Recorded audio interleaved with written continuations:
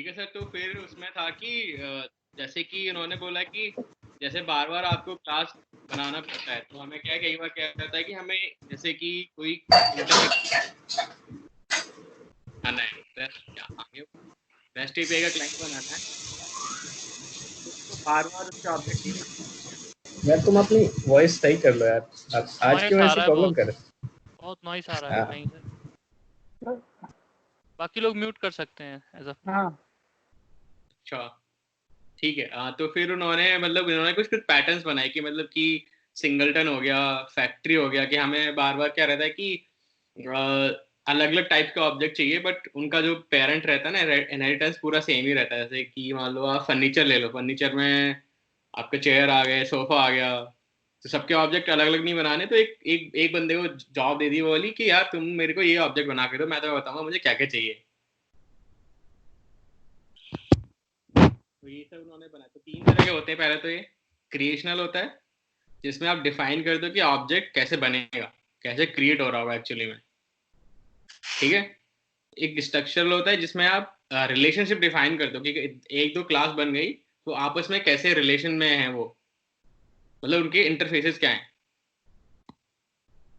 तीसरा होता है आपका बिहेवियरल, तो उसमें आपका क्या रहता है कि आप डेटा कैसे ट्रांसफर कर रहे हो एक्चुअली में, कैसे कैसे कम्युनिकेट कर रहे हैं आपस में वो एक्चुअली में। तो ये तीन तरह के होते हैं, एक एक करके उठा के देख लेते सर हैं। हाँ देख सकते हैं। एक्चुअली हाँ। क्रिएशनल आई थिंक पता ही होगा लोग, फैक्ट्री मतलब वगैरह जो सिंपल लोगों को पता है तो नेक्स्ट पे मूव कर सकते हैं। हाँ फैक्ट्री तो पता है, मुझे लगता है छोड़ देना चाहिए, फैक्ट्री और सिंगलटन छोड़ देना चाहिए। सिंगलटन चलो ठीक है। तो मैंने ना अभी कुछ बनाए थे, तो मैं आपको दिखा देता हूँ। मैंने बनाया था कि मैं मान लो मैं एक कंपनी इसकी आवाज वॉइस चली गई है। माइक माइक वॉइस बहुत लो बृष्टि है या बृष्टि, तुम हेडफोन बदल लो यार, मुझे लगा तुम्हारे हेडफोन का इशू है। मैंने हेडफोन लगाया ही नहीं है अभी तो। इसलिए आवाज लो आ रही है, लग रहा है हेडफोन नहीं लगा है। अच्छा वो लगाता भी नहीं है जनरली, पता नहीं क्यों आज इसकी प्रॉब्लम है। हाँ, अब आवाज आ रही है सर? अभी आ रही है आवाज? अब यार सही है। आ रही है जा रही है। अब सही है लेकिन अच्छा, तो मैंने कुछ ना एक ऐसे प्रोजेक्ट बनाने की कोशिश करी थी। प्रोजेक्ट नहीं, मतलब ऐसी मैंने कोशिश करी थी कि एक कैसे मैं फिट कर सकता हूँ डिजाइन पैटर्न्स। ठीक ओके। है। तो मैंने सोचा था कि मैं एक कैब एग्रीगेटर हूँ, तो मैं क्या करूंगा कि मैं एक फैसिलिटी देता हूँ कि मेरे थ्रू आप बुक कर सकते हो, ओला को कर सकते हो, उबर को कर सकते हो, और ग्रैब जो भी आ रहे हैं सबको कर सकते हो। तो मैं एक सर्विस बना रहा हूँ ऐसी। ओके। ठीक है, उस टाइप में मैंने फिर उसको डिजाइन करने की कोशिश करी थी। तो मैंने उसमें कुछ कुछ ऐसे ही, मतलब मैंने पूरा लिखा नहीं है कोड वो, बस मैंने कुछ क्लास बनाए थे ताकि उनका इंटरेक्शन पता चल जाए मुझे। वैसे मेरे टीममेट ने ये अपना उनका प्रोडक्ट है, ये वो लॉन्च भी कर चुके हैं। अच्छा चलो हाँ, बढ़िया। Cab aggregator. अच्छा, तो पहला मैं डिजाइन पैटर्न जो सोच रहा था वो था कि हमारा फैक्ट्री कैसे काम करता है। फैक्ट्री तो सबको पता है वैसे भी, राइट? या ठीक है, तो फिर एक होता है आपका, एक उसमें दूसरा था एब्स्ट्रैक्ट फैक्ट्री, राइट? हाँ, एब्स्ट्रैक्ट फैक्ट। तो इसमें क्या रहता है कि आपको पता नहीं रहता है कि रन टाइम पे पता चलता है कि आपको कौन से टाइप के ऑब्जेक्ट बनाने हैं। ओके। ठीक है, तो आपको फैक्ट्री, इस वाली फैक्ट्री में पता है कंक्रीट के मुझे बुकिंग के लिए ओला का बनाना है, उबर का बनाना है। ठीक है, बट आपको लेट से एक एग्जांपल हो कि कस्टमर मेरे को बोल रहा है कि मुझे ओला के थ्रू बुक करनी है। हम्म। ठीक है, तो मैंने क्या करा था उसको मैंने उसके ऐसी नॉर्मल कैब बना दी थी, मिनी कैब, सेडान कैब। ठीक है, तो ओला के मैंने कंक्रीट एग्जाम ले लिए थे कि ओला का ये बुक है, मैंने कुछ लिखा नहीं, सब खाली पड़ा है, और ये एक्सपेक्टेड प्राइस है, कितना लगेगा। सेम चीज मेरी उबर में है। तो उसके लिए फिर मैंने उनकी दोनों की फैक्ट्री बनाई थी, उबर क्या फैक्ट्री। तो इसको मैं बोलूंगा कि मेरे को ना सिडान दे दो और मिनी दे दो।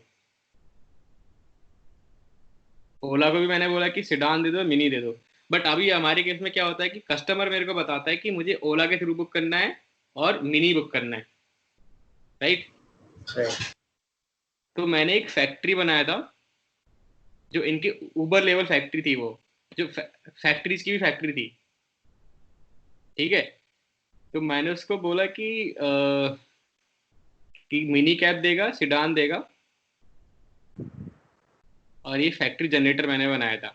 तो ये क्या करता है कि मैं ओला के लिए बोलूंगा तो ये ओला की फैक्ट्री बनाएगा, उबर की बोलूंगा तो उबर की फैक्ट्री बनाएगा, राइट। उसके बाद मैं इन वाली फैक्ट्रीज पे कॉल कर सकता हूँ कि मुझे मिनी दो और मिनी से बुक कर दो। तो मेरा एप्लीकेशन कोड सेम रहेगा इस केस में। यहाँ पे मैंने यूजर से इनपुट लिया कि मुझे उबर दो, उसके बाद उसको मुझे पता था कि मुझे मिनी बुक करनी है, तो इस फैक्ट्री से मैं क्या करता हूँ, मिनी निकाल के लाता हूँ और कॉल कर देता हूँ उसका। कैसे दिखाता मैंने इसका, जैसे कि मैंने उसको बोला कि मुझे फैक्ट्री जनरेटर से मुझे उबर की फैक्ट्री दे दो, और फिर मैंने बोला कि मेरे लिए कैब, मिनी कैब बुक कर दो, तो उसने उबर की बुक कर दी मेरे लिए।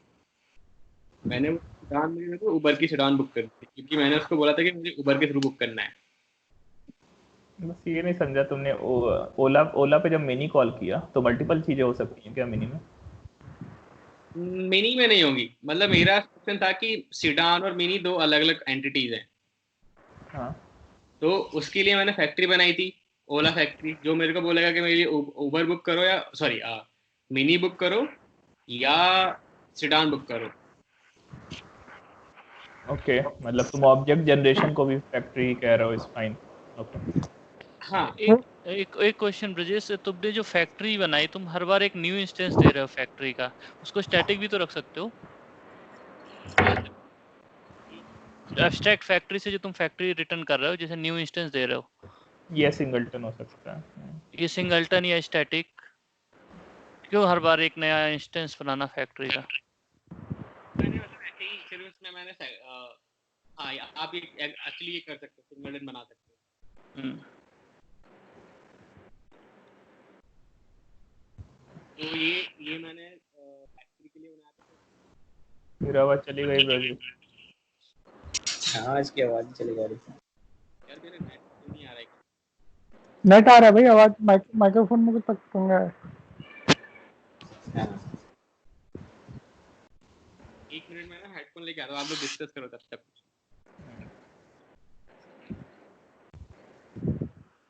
हाय कुणाल। फिलहाल ने भी ज्वाइन किया। नहीं आया अभी तक? हाँ तो हाय भाई। हाँ कुणाल, तुम्हारे में कुछ है, मतलब है क्या प्लान्स, तुमने कुछ किस ऑर्डर में देखने हैं डिजाइन पैटर्न? यार मैं सोच रहा था कि वो करेंगे, बट ये इतना लंबा चौड़ा टॉपिक है ना, तो आई थिंक हाँ।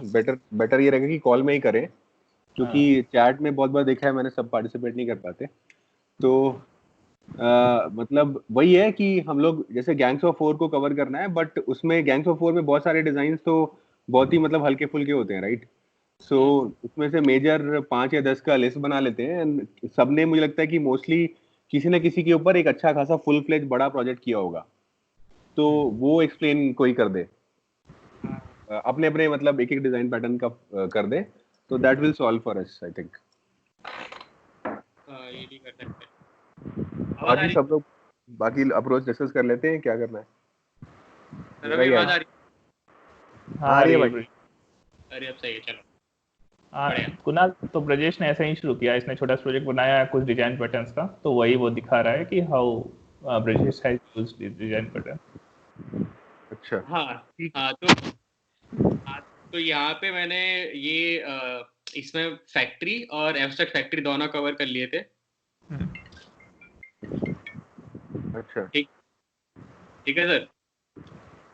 तो एक और मैंने फिर ऑब्जर्वर में भी काम किया था कि मुझे क्या एक ऑब्जर्वर पैटर्न भी होता है ना। हाँ। ठीक है, तो उसमें क्या रहता है कि आपको पता लगाना है कि अगर कहीं पे कोई चीज अपडेट हो रही है तो आपको नोटिफाई करना है उसको कि मुझे यहाँ पे भी अपडेट करना है। तो ऑब्जर्व कर रहे कुछ इवेंट्स को आप। इवेंट ड्रिवन हो गया ना ये तो, ये कि अलग है? कौन कह रहा हूँ ये इवेंट ड्रिवन डिजाइन हो गया ना, कि अलग है कुछ? हाँ, सम सॉर्ट ऑफ ऐसा ही है कि तेरे को पता नहीं है कि क्या होगा, और कुछ कुछ इवेंट्स होते हैं उसके बेसिस पर तेरे को डिसीजन लेना है, कुछ भी मान ले। हाँ तो इवेंट रेज होंगे उसके बेसिस पे कुछ करना है मेरा ही।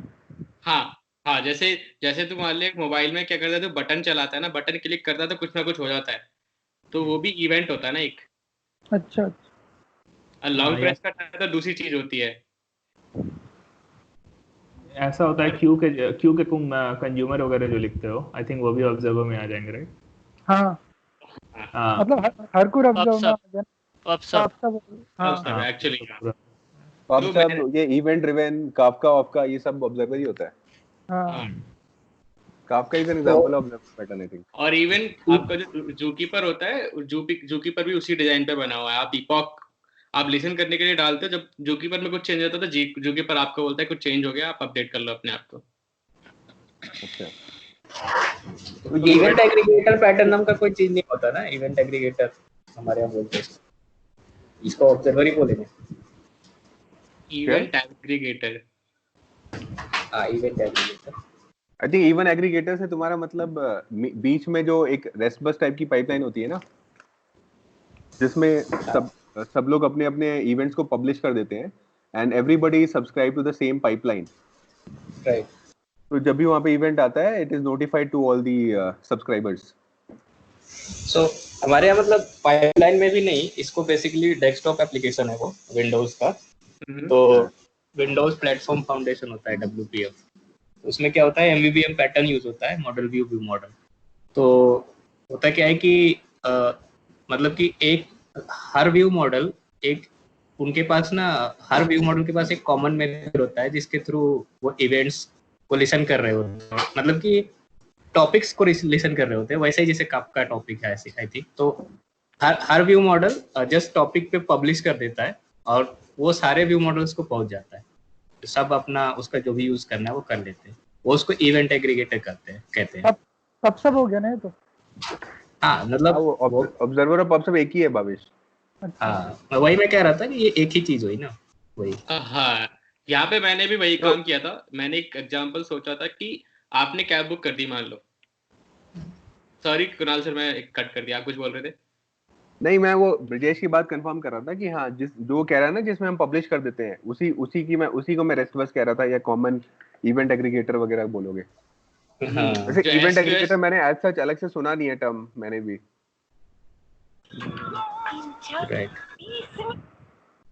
अच्छा, तो जैसे कि इसी एग्जांपल को मैं एक्सटेंड कर रहा था। मान लो आपकी कैब बुक हो गई अब, ठीक है, बट आपके पास एक सर्विस है जो क्या करती है, मेरे को लोकेशन ला के दे देती है उस एग्रीगेटर से, ओला से, उबर से, जिससे भी हुआ है, ठीक है। बट आपको क्या करना है कि आपने एक छोटा सा UI बनाया जिसमें आप अपना अपना क्या करते हो, वो कैब दिखा दो कहाँ पहुंच गया बुक होने के बाद, ठीक है। और मान लो और भी एप्लीकेशंस हैं या आप मल्टी प्लेटफॉर्म बना रहे हो, तो आपके बहुत सारे क्लाइंट कनेक्टेड है सेम बुकिंग के लिए उसको चाहिए, ठीक है।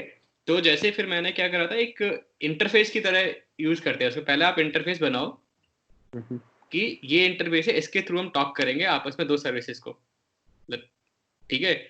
तो उसके बाद जैसे ये डिस्प्ले लोकेशन करके मैंने एक ऐसी क्लास बनाया था। ये जब क्या करता है कि ये जो सर्विस है ना वो, सॉरी एक बार स्टेप बैक लेते हैं। एक सर्विस बनाया था जो मैंने, इस सर्विस में मैं क्या करता हूँ, जो भी इवेंट्स को लिसन करना चाहता है, हाँ, ठीक है, वो अपने आप को रजिस्टर और डी रजिस्टर कर सकता है। हाँ, और इंटरफेस, बिकॉज इंटरफेस सेम है, तो मैं उस सर्विस के जो मेरे को उसका इम्प्लीमेंटेशन होगा उसको कॉल कर सकता हूँ। तो मेरे को बोलूंगा रजिस्टर कर लो मेरे आप को, तो वो रजिस्टर कर लेगा। सेट मैंने तो यहाँ पे सिंपली सेट बना के डाल दिया है, सेट बना लिए जितने भी कॉलर है मेरे, जो भी जिनको नोटिफाई करना है। और जैसे ही डिस्पैच लोकेशन के लिए मुझे कोई भी सर्विस है जो कॉल करती है, तो ये सिंपली क्या करता है, सारे सेट में से उठा के जितने लोगों ने रजिस्टर करा है उन सबको लोकेशन अपडेट के लिए कॉल कर देता है, ठीक है। So I think so this is exactly observer Brajesh. हाँ ऐसे ही करते हैं इम्प्लीमेंट। हाँ, तो यहाँ पे फिर आपका जैसे डिस्प्ले लोकेशन पे मैंने यहाँ पे थोड़ा सा शॉर्टकट ले लिया, तो मैंने उसी क्लास में इम्प्लीमेंट कर दिया ये। और जैसे ही मैंने उसका ऑब्जेक्ट बनाया तो मैंने उसको रजिस्टर कर दिया इसी क्लास को। अब इसके बाद ये हमेशा ये वाला कॉल होता रहेगा, जब भी वहां से इवेंट डिस्पैच होगा तो मुझे पता चल जाएगा ये बंदा मेरे को कॉल करने की कोशिश कर रहा है, और यहाँ पे मैं एक्सेल लिख सकता हूँ। तुम उसे कॉल कब करते हो? ये कैसे डिसाइड करते हो कब कॉल कब करना है डिस्पैचर को? नहीं ये आपको जब भी, जैसे मैं तो यहाँ ये मैंने पोजो प्रोजेक्ट मतलब ऐसे नॉर्मल प्रोजेक्ट बनाया ताकि मैं अपने डिजाइन पैटर्न्स ऐसे बना के देख लूँ। तो यहाँ पे आप कब कॉल करते हो? जब भी जैसे आपके पास नई लोकेशन आ गई, लेट्स से ये सर्विस है, सर्विस क्या करती है, कॉल कर रही है, हाँ वेरी बेसिक। तो यहाँ पे वाइल लूप लगाया और वो वाइल लूप में जैसे ही उसको न्यू लोकेशन मिलती है तो वो डिस्पैच कॉल कर देगा ये वाला। तो ये लॉन्ग पोलिंग है क्या? हमेशा चलता रहता है? ये कोई रियल एग्जांपल नहीं है सर, ये मैंने नहीं तो ऐसे ही लिखा है। वाइल ट्रू लगाते हो क्या इसमें? हाँ कुछ वाइल ट्रू वो लगाते हो उससे ना, मतलब एक थ्रेड पे हमेशा रन करता रहता होगा।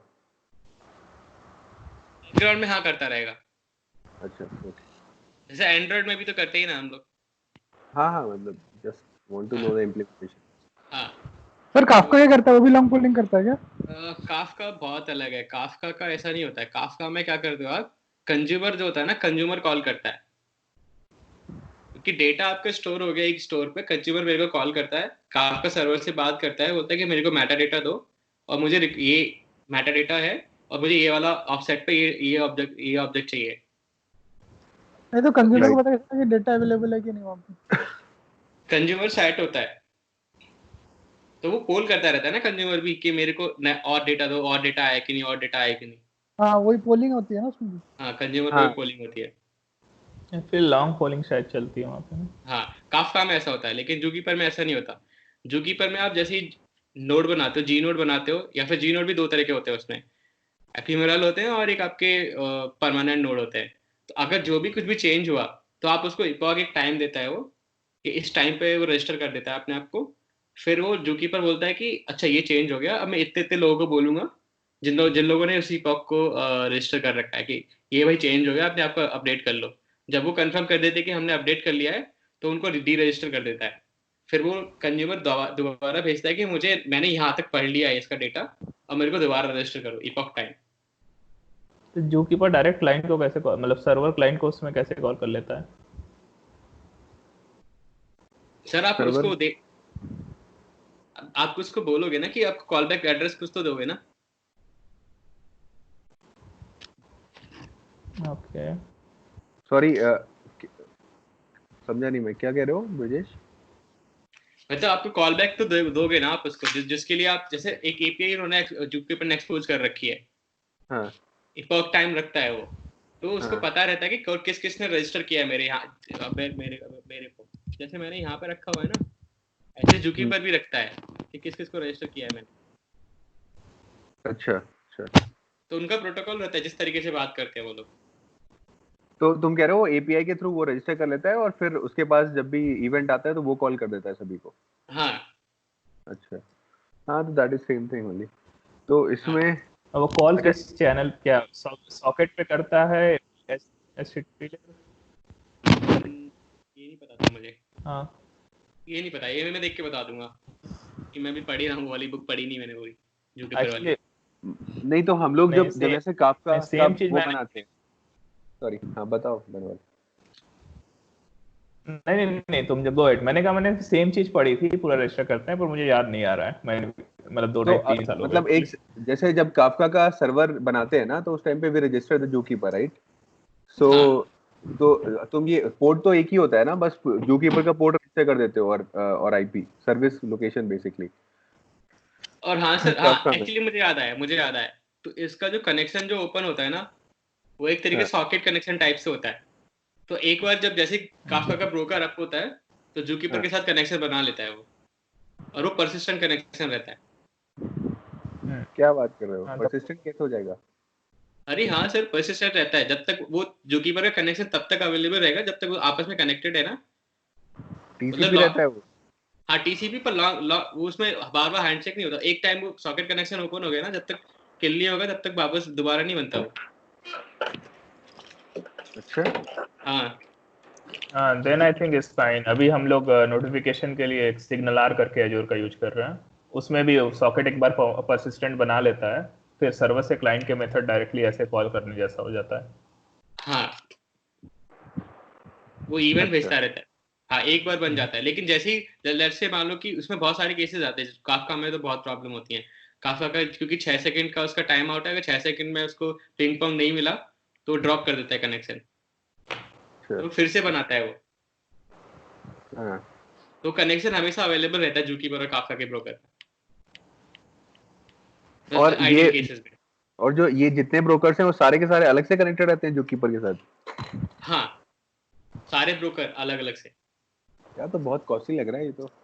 नहीं सी सर, ये कॉस्टली नहीं है, क्योंकि आपके पास एक जूकीपर एंसेंबल रहता है, मान लो 3 आपके पास सर्वर है उसके, और काफका के ब्रोकर कितने होते हैं, मैक्सिमम 100 ब्रोकर भी नहीं होते, मतलब मैक्स 100 ब्रोकर तो मैंने किसी के नहीं देखे। हम हमारे एमएसके में भी हमने मैक्सिमम 30 ब्रोकर्स एनेबल कर रखे हैं, और ऑन एन एवरेज लोग 4 से 5 ब्रोकर रखते हैं एक क्लस्टर में।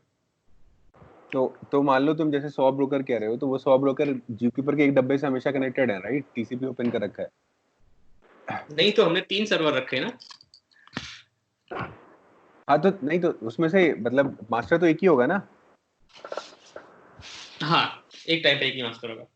हाँ फिर एक डब्बे से 100 कनेक्शन, आई डोंट नो मतलब इसका क्या कॉस्टिंग कितना आएगा, कितना रिसोर्स यूटिलाइजेशन होगा, बट हाँ बट ऐसे ही होता है, अब मुझे याद आ गया। अच्छा ऐसे होता है, वो कनेक्शन सॉकेट रहता है और वो ओपन हो जाता है एक बार। ठीक है। ये वाला बनाया था मैंने, एक अडेप्टर का भी बनाया था। हाँ अडेप्टर का भी दिखा देता हूँ, आप फिर सर स्टेट वाला दिखा देना अपना। स्टेट तो मैं दिखाई चुका हूँ हाँ बाकी लोग, हाँ आप हाँ ठीक है। लास्ट कॉल में दिखाया था। हाँ हाँ। तो मान लो कि अभी क्या है ना, लेट्स से कि हमारे केस में मुझे एक एसडीके मिली है, कुछ भी मिला है जो मुझे बुकिंग का रिक्वेस्ट बना के देता है। ठीक है, तो मैंने क्या करा, एक ऐसे उसका इंटरफेस बनाया है जो बोलेगा मेरे को बुकिंग का रिक्वेस्ट बना के दे। जैसे बुकिंग करने से पहले मैं एपीआई कॉल करूंगा ना किसी भी प्रोवाइडर की, तो मुझे बुकिंग का ऑब्जेक्ट मिल जाएगा उसके लिए।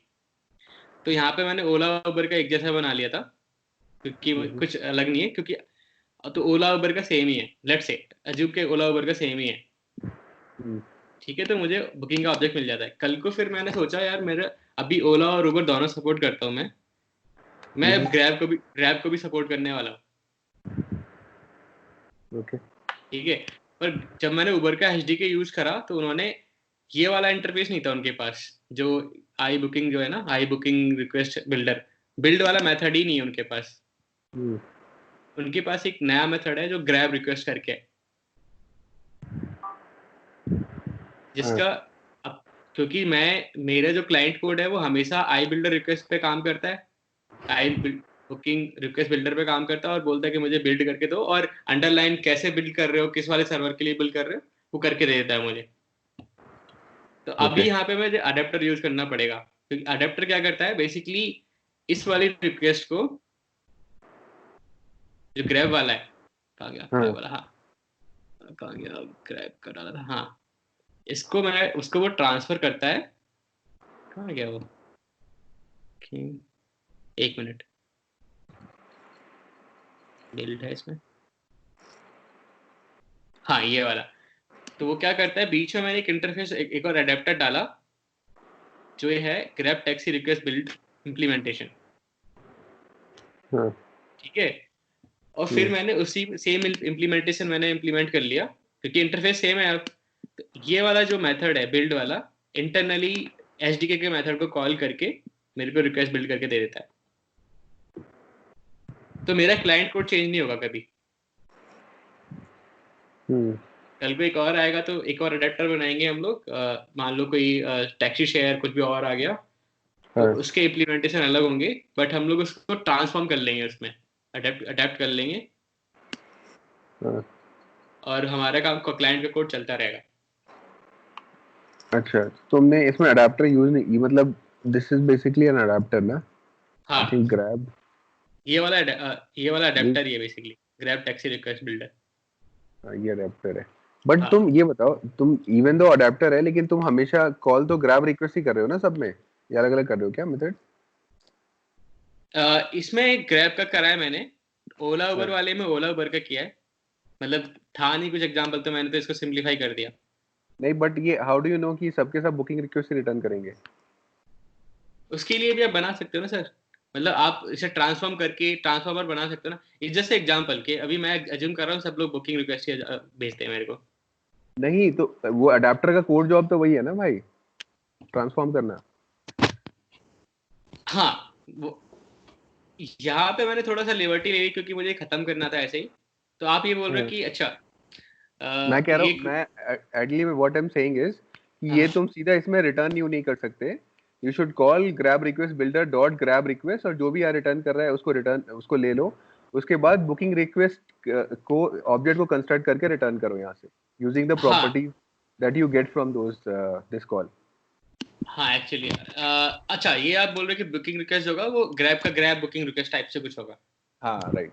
हाँ हाँ तो और फिर वो जो लॉजिक होगी ना जो ट्रांसफॉर्म करेगा, that's basically an adapter because it's adapting their request model to your request model, to your service model. Basically उनका जो रिस्पांस मॉडल है वो तुम्हारे सर्विस मॉडल में कन्वर्ट करेगा, दैट इज एन अडेप्टर। हाँ ठीक है, अभी मैंने बहुत लिबर्टी लेके थोड़ा सा सिंप्लीफाई करने के लिए बोल दे कि यही रिटर्न करता है वो, बट हाँ आप you are right. I think इसको चेंज करना चाहिए मुझे। ठीक है ना। एक मैंने फिर डेकोरेटर भी सीखा था, वो मैंने रिसेंटली सीखा ये वाला, तो कुछ दिन के बात करने के बाद मैंने फिर सीखा ये वाला। तो मान लो कि अब मैं क्या करता हूँ, उबर को सपोर्ट करता हूँ और ओला को सपोर्ट करता हूँ, ठीक है। ओके हाँ। फिर मैंने उबर के साथ एक टाई अप कर लिया कि यार अगर तुम मुझे सेडान दोगे ना, मैं तुम्हारी कार में ना वाईफाई फिट कर दूंगा। मतलब मैंने थोड़ा ऑपरेशन ले लिया उनका कि मैं तुम्हारी कार में वाईफाई फिट कर दूंगा, और जो मेरे थ्रू बुक करेगा मैं उनको वाईफाई की फैसिलिटी भी प्रोवाइड करूंगा। ओके। और मैं थोड़ा सा उनसे सर्विस चार्ज लूंगा उस चीज का। हाँ ठीक है।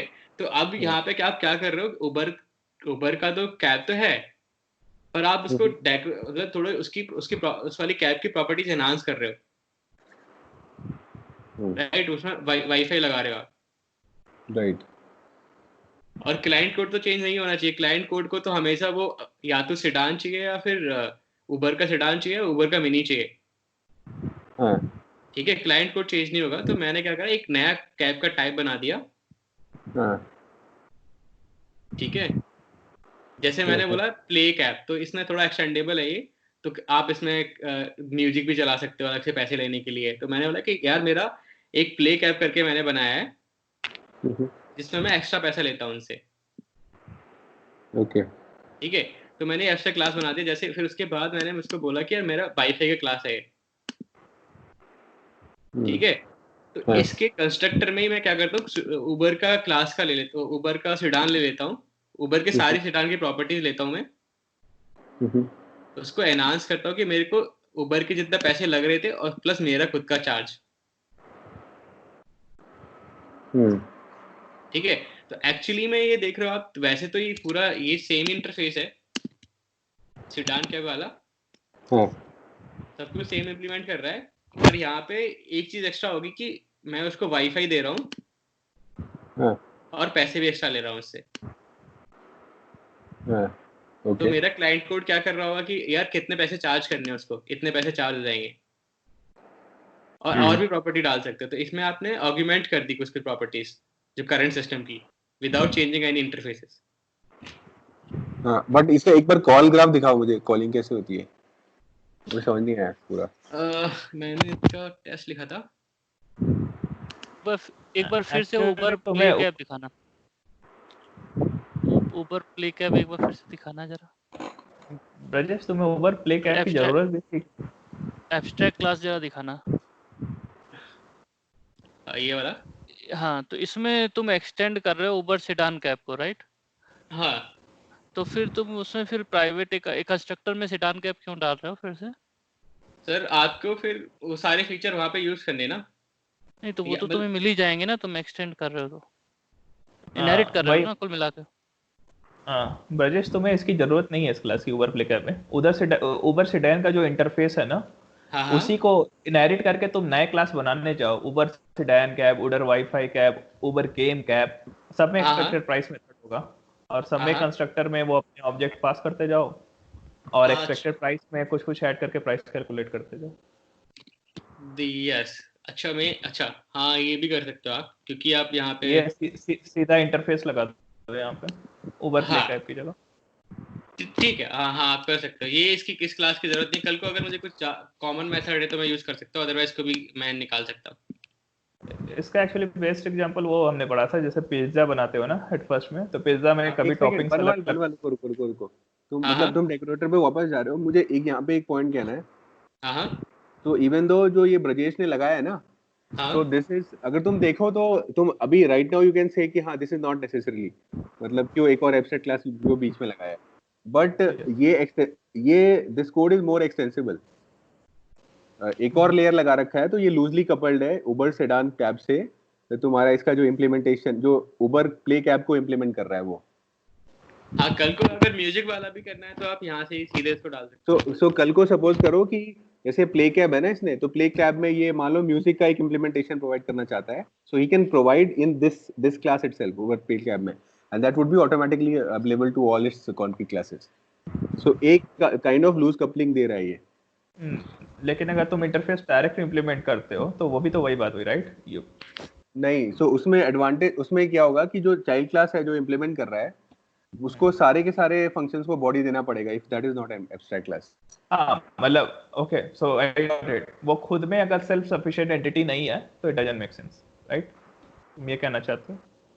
हाँ लाइक मतलब उबर सेडान अकेले बुक हो सकती है, पर दे आर जस्ट मतलब जस्ट एक रैपर, ये खुद में एग्जिस्ट नहीं करते। उबर प्ले कैब या प्ले प्रॉपर्टीज कह लो, अगर तुम कैब कह रहे हो तो ये डायरेक्ट भी बुक हो सकती है, इसका नाम अगर ऐसे रख रहे हो तो। हाँ मतलब तुम, हाँ फिर ultimately you should rely on the business context क्या है। और लेकिन मैं ये बोलूंगा कि इस तरह की हायरार्की एक दो लेयर हम छोड़ देते हैं कोड में, तो that's always beneficial. That is okay, मतलब वो तो मैं कह रहा हूँ ठीक है, एक्सटेंड कर सकते हो, ये सही भी है। बट उसमें जो एक उन्होंने कंस्ट्रक्टर पे डाला था ना एक ऑब्जेक्ट हाँ हाँ प्रॉपर्टी एज अ प्रॉपर्टी, इसका मुझे नहीं समझ में आया कि मतलब जब तुम कौन? उसी से एक्सटेंड कर रहे हो तो तुम्हें फिर प्रॉपर्टी लेने की क्या जरूरत है अंदर? ये प्राइवेट सेडान कैब इसमें एक और डाल रखा है इसने, ये तो डेकोरेटर हाँ के लिए यूज किया है ना इसने। सर, तो आपको वही ये सब प्रॉपर्टीज आपको चाहिए? So actually, sir, I think so 9 line पे line है ना, 9 number code, that basically providing one kind of functionality, और ये जो plus 100 add कर रहा है, that is a different kind of functionality. So by doing this, he is basically trying to add extra functionality in this Uber Wi-Fi Suda. So basically, what this class is trying to do is basically it is trying to extend the functionality of this object, whatever the at line number 9. तो ये तो सिर्फ इसने दिया रहता है, लेकिन जब इसका कंस्ट्रक्टर क्रिएट करेंगे तो we can provide any functionality, any implementation. That could be the correct word, right? नहीं, हाँ।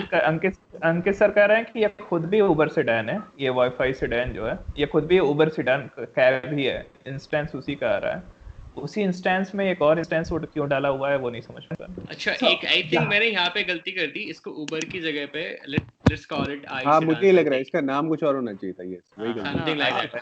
हाँ दैट इज बेटर, बस क्योंकि एक ही प्रॉपर्टी की दो इंस्टेंस क्यों रखोगे तुम, एक ही मतलब क्लास के। हाँ, मैं इसको फिक्स कर दूंगा। इसी एक्चुअली उसने डेकोरेट करने की कोशिश किया, बट उसको अलग ऑब्जेक्ट लेना चाहिए था। I think you use the same object. अच्छा, I thought that there is an interface. No ये क्लास मैंने यूज कर ली। हाँ, इंटरफेस होना चाहिए था। इसके टेस्ट वेस्ट भी लिखे हैं मैंने, मतलब ऐसे बहुत घटिया से टेस्ट लिख दिए मैंने। पर तुमने काम सही किया ब्रजेश, एक ही मतलब एग्जांपल से तुम सारे ही अगर डिजाइन पैटर्न लिख लोगे तुम्हें काफी लंबे समय तक याद रहेंगे। अबे मुझे लगता है और कंफ्यूजिंग हो जाएगा यार। नहीं बेटर तो याद मतलब तुम्हें अगर ऐसा रहे कि उबर और ओला में मैंने डेकोरेटर यूज किया था, फिर मतलब जब दूसरी कुछ और एग्जांपल लेके स्विच का कमांड किया था, तो वैसे ज्यादा अच्छे से याद रहता है। मतलब कमांड मतलब स्विच वैसे। बट सर मैंने उसको थोड़ा प्रोजेक्ट वाइड डाल दिया ना, मतलब सबको अलग से पैकेज में डाल दिया डेकोरेटर का ये वाला है। नहीं वो So basically I think decorator के वो भी एग्जांपल आजकल मॉडर्न प्रोग्रामिंग लैंग्वेज में यूज होते हैं ना, जैसे ऑब्जेक्ट ओरिएंटेड प्रोग्रामिंग में जितने भी एनोटेशन बेस्ड हो गए, काइंड ऑफ डेकोरेटर। हाँ, थोड़ा बट डीप आप में जाओ उसमें तो बहुत ज्यादा रिफ्लेक्शंस यूज करते हो ना उसमें, क्या मतलब थोड़ा आप फिर डीप उसको में जाओ, फिर सही पॉइंट है। डीप में जाएंगे कभी, अभी तो डिस्कस करने तो भेजिए इसको। कीवर्ड दे देता, कहता पढ़ो जाके खुद। ये सर टिल्लू टिल्लू सो नहीं था अपने कॉलेज द में वही है। ऑब्जेक्ट ओरिएंटेड प्रोग्रामिंग बेसिकली इसके पूछ रहे कैसे डीप में जाए। नहीं तुम्हारे उसी एनोटेशन कह रहा था। एनोटेशन वाले एग्जांपल पे, हाँ जैसे यहाँ पे जैसे टेस्ट लिखा है ना इसमें, तो दैट्स एन हाँ एनोटेशन, तो वो डेकोरेटर यूज कर यस रहा है, बताओ या कैसे कर रहा दैट कैसे कर रहा है, basically it is trying to wrap method. Okay so depending कि ये टेस्ट का इम्प्लीमेंटेशन कैसा है उसके ऊपर ये, जैसे कि आपको कोई भी मेथड के इनपुट प्रोसेस करने हैं, कोई एक्स्ट्रा फंक्शनैलिटी ऐड करना है, तो ये बेसिकली आपका अगर जावा में करे तो ये आई थिंक जेनरिक के थ्रू इसमें ये फंक्शनैलिटी के मेथड इसका रीड करेगा और जो भी इनपुट आप पास करोगे वो बेसिकली फर्स्ट जो टेस्ट की फंक्शनैलिटी वो एग्जीक्यूट होगी, देन आपका मेथड कॉल होगा। करेक्ट? हाँ सर, क्योंकि आपका देखो ये जो इस क्लास को, ये सिंपल जावा क्लास नहीं है, अभी आपने टेस्ट लिख दिया ना इसके ऊपर, तो ये प्रोसेस होगी पहले क्लास। मेरा प्रोसेस कहने का मतलब है कि आपका जो JUnit है ना, वो एक फ्रेमवर्क है जो इस क्लास को उठा रहा है, सॉर्ट ऑफ पास टाइप से कर रहा है, और उसको पता है कि यहाँ जब टेस्ट है ना उन्हीं को उठाता है वो बस। हाँ बेसिकली आई थिंक वो है ना? डेकोरेट टेस्ट का ना एक प्रॉक्सी क्लास बना लेता है आई थिंक ना, हाँ और वो प्रॉक्सी के थ्रू सारा पास करता है।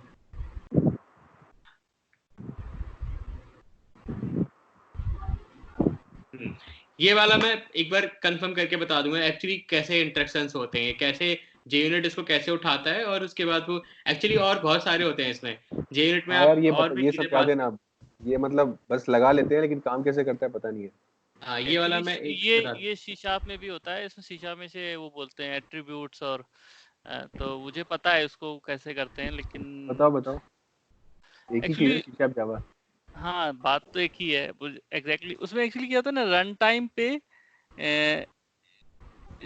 डिकम्पाइलेशन जैसे वर्क करता है। मुझे एग्जैक्टली याद नहीं आ रहा, तो सारी क्लास की प्रॉपर्टीज एज ए प्रॉपर्टीज इसको स्टोर कर लेता है, तो फिर उसको डायनेमिकली रन करता। मुझे एग्जैक्टली याद नहीं आ रहा, बट कभी पहले पढ़ा था मैंने कि देखो अगर स्प्रिंग में हो तो मैं थोड़ा बता सकता हूँ, अगर स्प्रिंग के एनोटेशन तो डिपेंड करता है हाँ, तो एक्चुअली implementation। एनोटेशन तो सेम ही होंगे ना, चाहे वो स्प्रिंग में हो चाहे कहाँ पे। नहीं डिपेंड करता है ना, जैसे स्प्रिंग में जो सारा बीन्स जो क्रिएट होता है वो कॉन्टेक्स्ट के पास होता है, स्प्रिंग कॉन्टेक्स्ट जो रहता है ना वहां से क्रिएट करते हैं। तो वो बेसिकली फर्स्ट टाइम जब आपका स्प्रिंग लॉन्च होता है it will scan all that आपकी क्लासेस, अगर वो एनोटेशन देखता है और वो बीन के थ्रू क्रिएट हो जाए, अगर उसको वो एनोटेशन मिल गया तो वो बेसिकली उस क्लास को हमेशा जब भी आप बीन के थ्रू रिटर्न करो तो वो एक्जैक्टली जैसे डेकोरेटर टेस्ट में आपने एनोटेशन लगा दिया कुछ, तो वो हमेशा आप अगर स्प्रिंग के थ्रू क्लास मांगोगे तो ये आपका डेकोरेटर टेस्ट रिटर्न नहीं करेगा, एक प्रॉक्सी काइंड ऑफ ऑब्जेक्ट बना लेगा जिसके सारे मेथड वही रहेंगे। ठीक है, तो आप किसी भी कॉल को जैसे अगर उस ऑब्जेक्ट जो आपको एक्चुअली ऑब्जेक्ट रिटर्न करेगा आप कॉल करोगे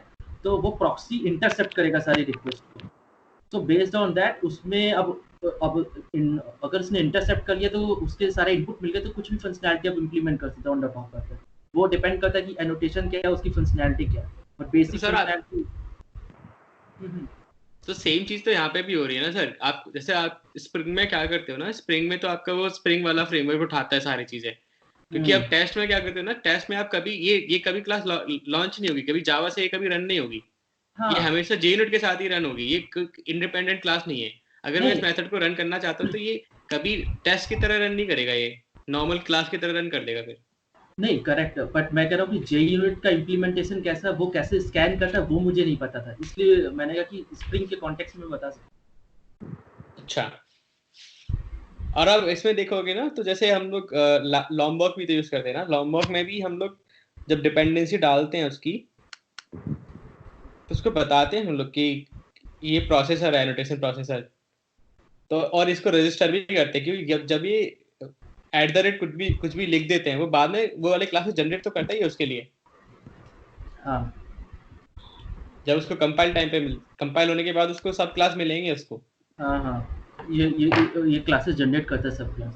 हाँ मैंने यहाँ पे बहुत जगह पे ऐसे ही नॉर्मल लिखा है ना, देखो यहाँ पे बिल्डर लिखा है, तो ये तो पता है, ये बिल्डर बनाएगा होगा। डिफॉल्ट क्या करता है? हाँ बिल्डर डॉट डिफॉल्ट क्या करता है? मतलब ये अगर कुछ पास नहीं करोगे तो डिफॉल्ट वैल्यू आईडी कर देगा। अच्छा डिफॉल्ट मैंने यूज नहीं किया, बाकी किया। अगर डायरेक्ट वैल्यू दे दे डिफॉल्ट ना लिखे तो मतलब उसको फिर स्ट्रिंग का नल आ जाएगा ना। नहीं, I will assign the value equals to ID but I will not declare that annotation. हाँ तो nothing will happen, it just like it was not there. अगर पास नहीं करोगे तो यूज करेगा, अदरवाइज कुछ नहीं करेगा। अच्छा मतलब मैंने तो इतना ही लिखा है, बाकी मैं दिखा दूं क्या जरा थोड़ा सी शार्प में एट्रीब्यूट्स कैसे होते हैं? हाँ सर बिल्कुल। हाँ सर बिल्कुल। एक्चुअली मेरे पास थोड़ा कोड दिखा वहाँ पे ऑनलाइन ही, तो हाँ सर बता दो, मैं 2 साल से काम कर रहा हूँ लेकिन कुछ समझ में नहीं आता। हाँ सर ये बता दो, ये वाला सही रहेगा। रुक जा नहीं, शीशा बेटू। भी नहीं समझ में आता। मेरी स्क्रीन दिख रही है? हाँ सर। ओके, तो एक्चुअली इसमें जो तुम एट्रीब्यूट दिख रहे हो ना, एग्जाम्पल एट्रीब्यूट करके, तो जैसे हम कोई भी क्लास किसी भी चीज में ऐसे एट्रीब्यूट लिख देते हैं तो उसकी एक इंटरनली क्लास जनरेट होती है जो कि इस क्लास को इनहेरिट करती है, एट्रीब्यूट क्लास को अल्टीमेटली। तो कोई भी एट्रीब्यूट लिखोगे तो उस क्लास का एट्रीब्यूट क्लास इनहेरिट होगी, और वो जो भी प्रॉपर्टी तुम उस एट्रीब्यूट पे दोगे वो प्रॉपर्टी भी ऐसा ही बन जाएगी अंदर। फिर उसमें डॉटलेट में एक रिफ्लेक्शन होता है, डॉट रिफ्लेक्शन, वो उस क्लास की सारी प्रॉपर्टी ले लेता है और फिर ये मेथड कॉल करता है गेट कस्टम एट्रीब्यूट। तो जो क्लास इस एट्रीब्यूट को जिस क्लास में एट्रीब्यूट लगा होता है ना, उस पर फिर ये लूप थ्रू करके उन प्रॉपर्टीज को अप्लाई करता है। कैसे अप्लाई कर रहा है? ये डेकोरेटर इम्प्लीमेंटेशन है क्या? आई एम नॉट, मतलब मुझे पता नहीं, बट एट्रीब्यूट इसी तरह काम करते हैं। डॉटनेट जो रिफ्लेक्शन वाला वो है पार्ट इनका, ये कुल मिला के जो एनोटेशंस थे ना वो यहाँ एट्रीब्यूट्स होते हैं, तो वो डेकोरेटर ही तो हुआ क्या हुआ?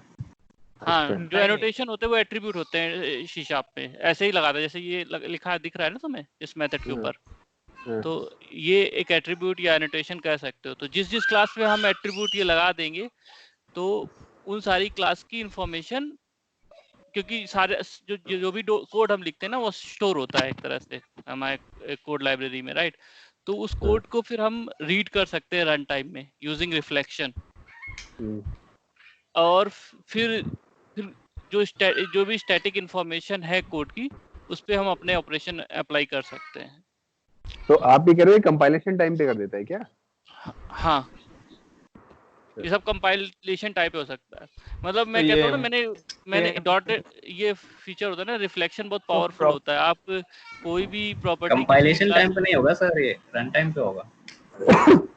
नहीं, कंपाइल रन टाइम पे जब हम उसको यूज करेंगे तब होगा ना। उसके अलावा जो डेटा जो भी कोड होता है ना एज ए डेटा स्टोर होता है लाइब्रेरी में, उस डेटा को यूज करके फिर रन टाइम में हम कोई भी ऑपरेशन परफॉर्म कर सकते हैं। मतलब रिफ्लेक्शन बहुत पावरफुल होता है इन द सेंस कि आप जैसे कहते हो ना कोई भी प्राइवेट क्लास है तो हम प्राइवेट क्लास के मेंबर को भी यूज कर सकते हैं रन टाइम विदाउट गोइंग। हाँ, जावा में भी शायद ऐसा ही होता है। रिफ्लेक्शन में रिफ्लेक्शन तो कॉन्सेप्ट है, तो दोनों जगह होता ही है।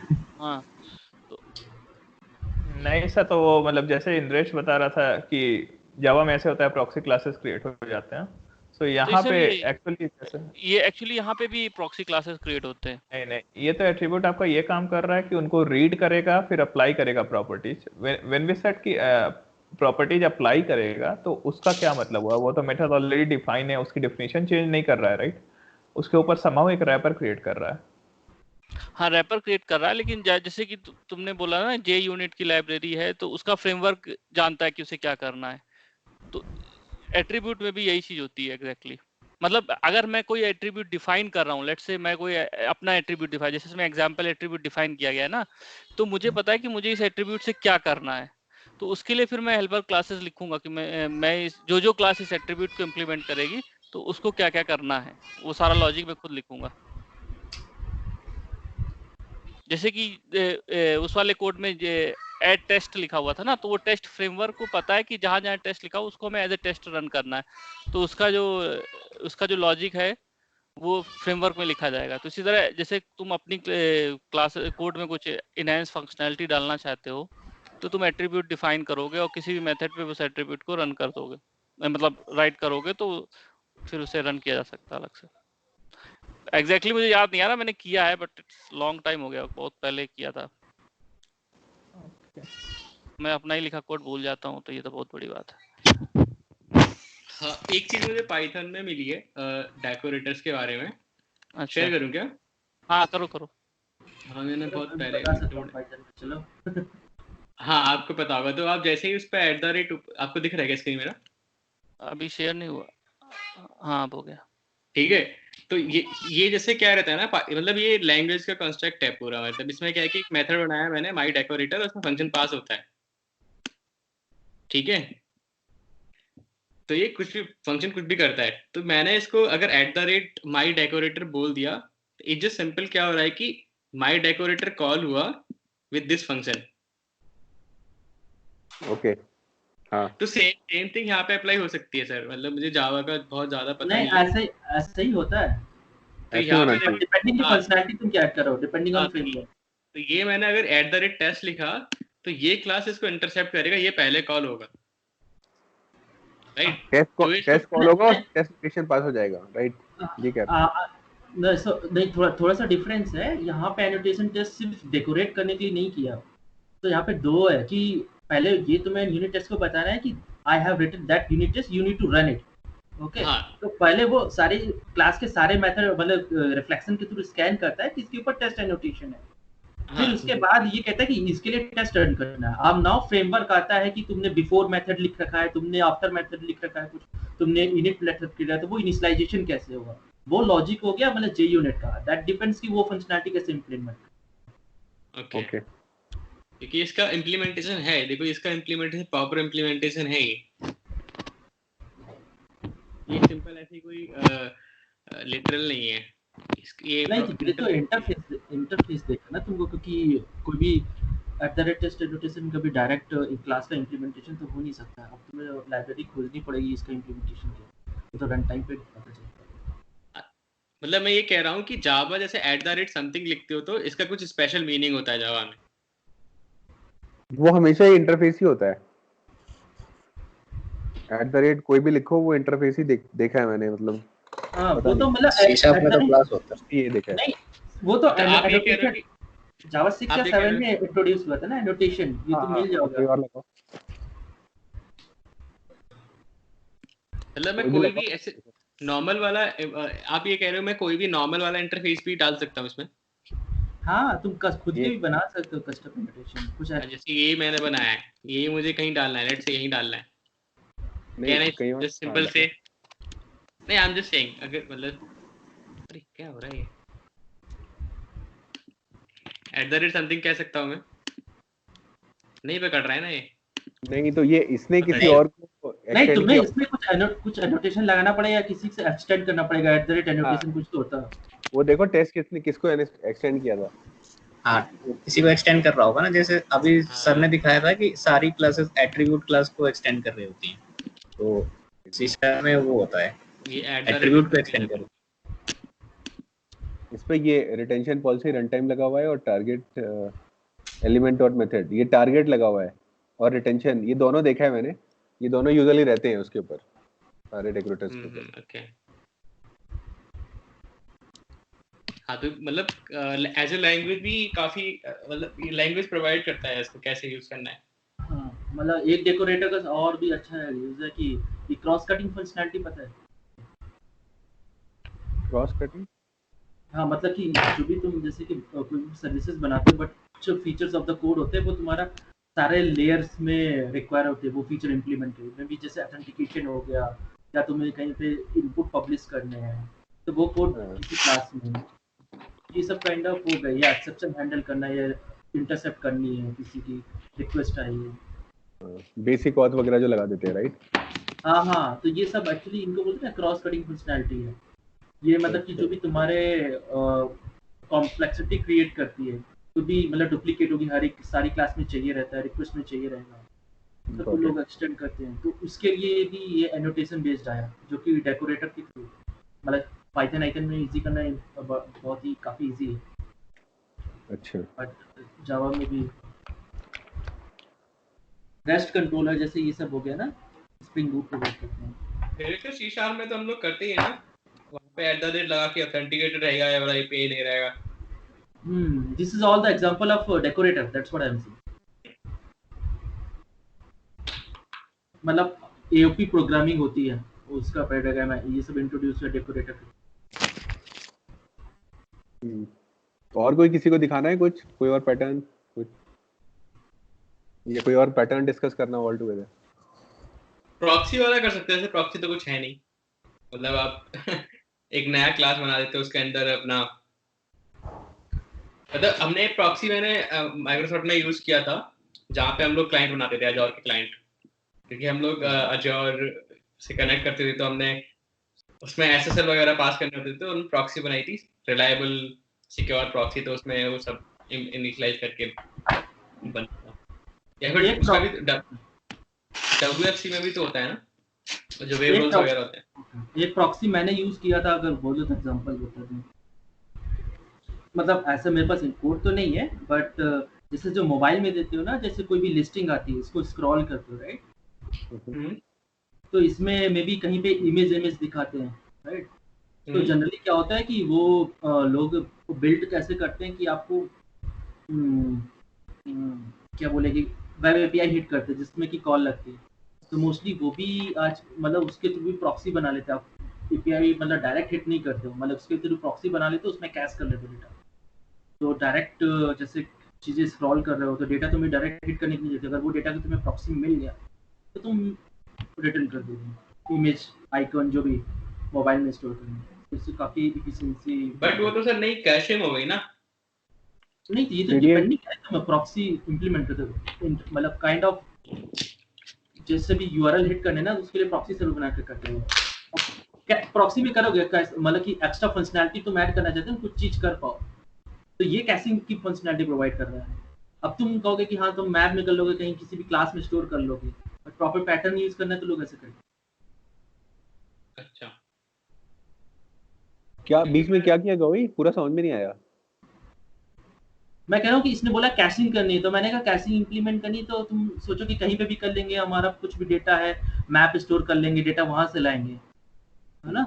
ये तो सही है, लेकिन अगर प्रॉपर तुम्हें क्लासेस के थ्रू इंप्लीमेंट करना है कि ये चीज तुम्हें कहीं भी चाहिए, तो तुम प्रॉक्सी ऑब्जेक्ट बना के करते हो। तो कैसे करते हैं वो, वही मैं पूछ रहा हूँ। लेट्स से तुम्हें कोई एग्जांपल है, तुम बार-बार किसी कोई भी यूआरएल के आइकन हिट करते हो, राइट? तो तुम कुछ यूआरएल लाओगे, ठीक है? तुम्हारा लॉजिक क्या होगा कि तुम्हें अल्टीमेटली तुम्हारा डेटा कहीं से ला रहा है, लेकिन इमेज मल्टीपल बार फेच करने से तुम्हारी परफॉर्मेंस हिट हो रही है, करेक्ट? तो तुम्हें कैशिंग चाहिए। तो कैशिंग अब तो तुम मैप में भी कहीं भी ग्लोबल स्टोर बनाना, वो तो नंबर ऑफ वेज हुआ इंप्लीमेंट करने के।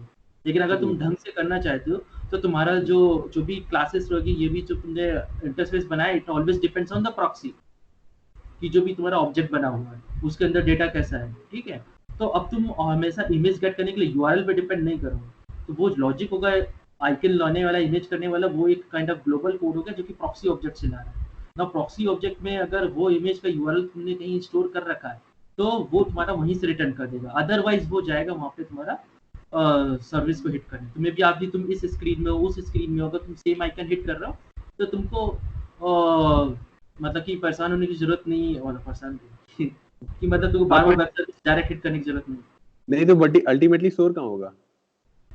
अल्टीमेटली जो प्रॉक्सी ऑब्जेक्ट बनाया तुमने वहीं पे स्टोर होगा। और तुम डायरेक्ट आइकन या इमेज स्टोर के लिए आप वेब सर्विस के यूआरएल पे डिपेंडेंट नहीं हो। You are hitting this web server URL with some proxy object. Direct के भी जैसे कि कंट्रोलर होते हैं मोबाइल में, राइट?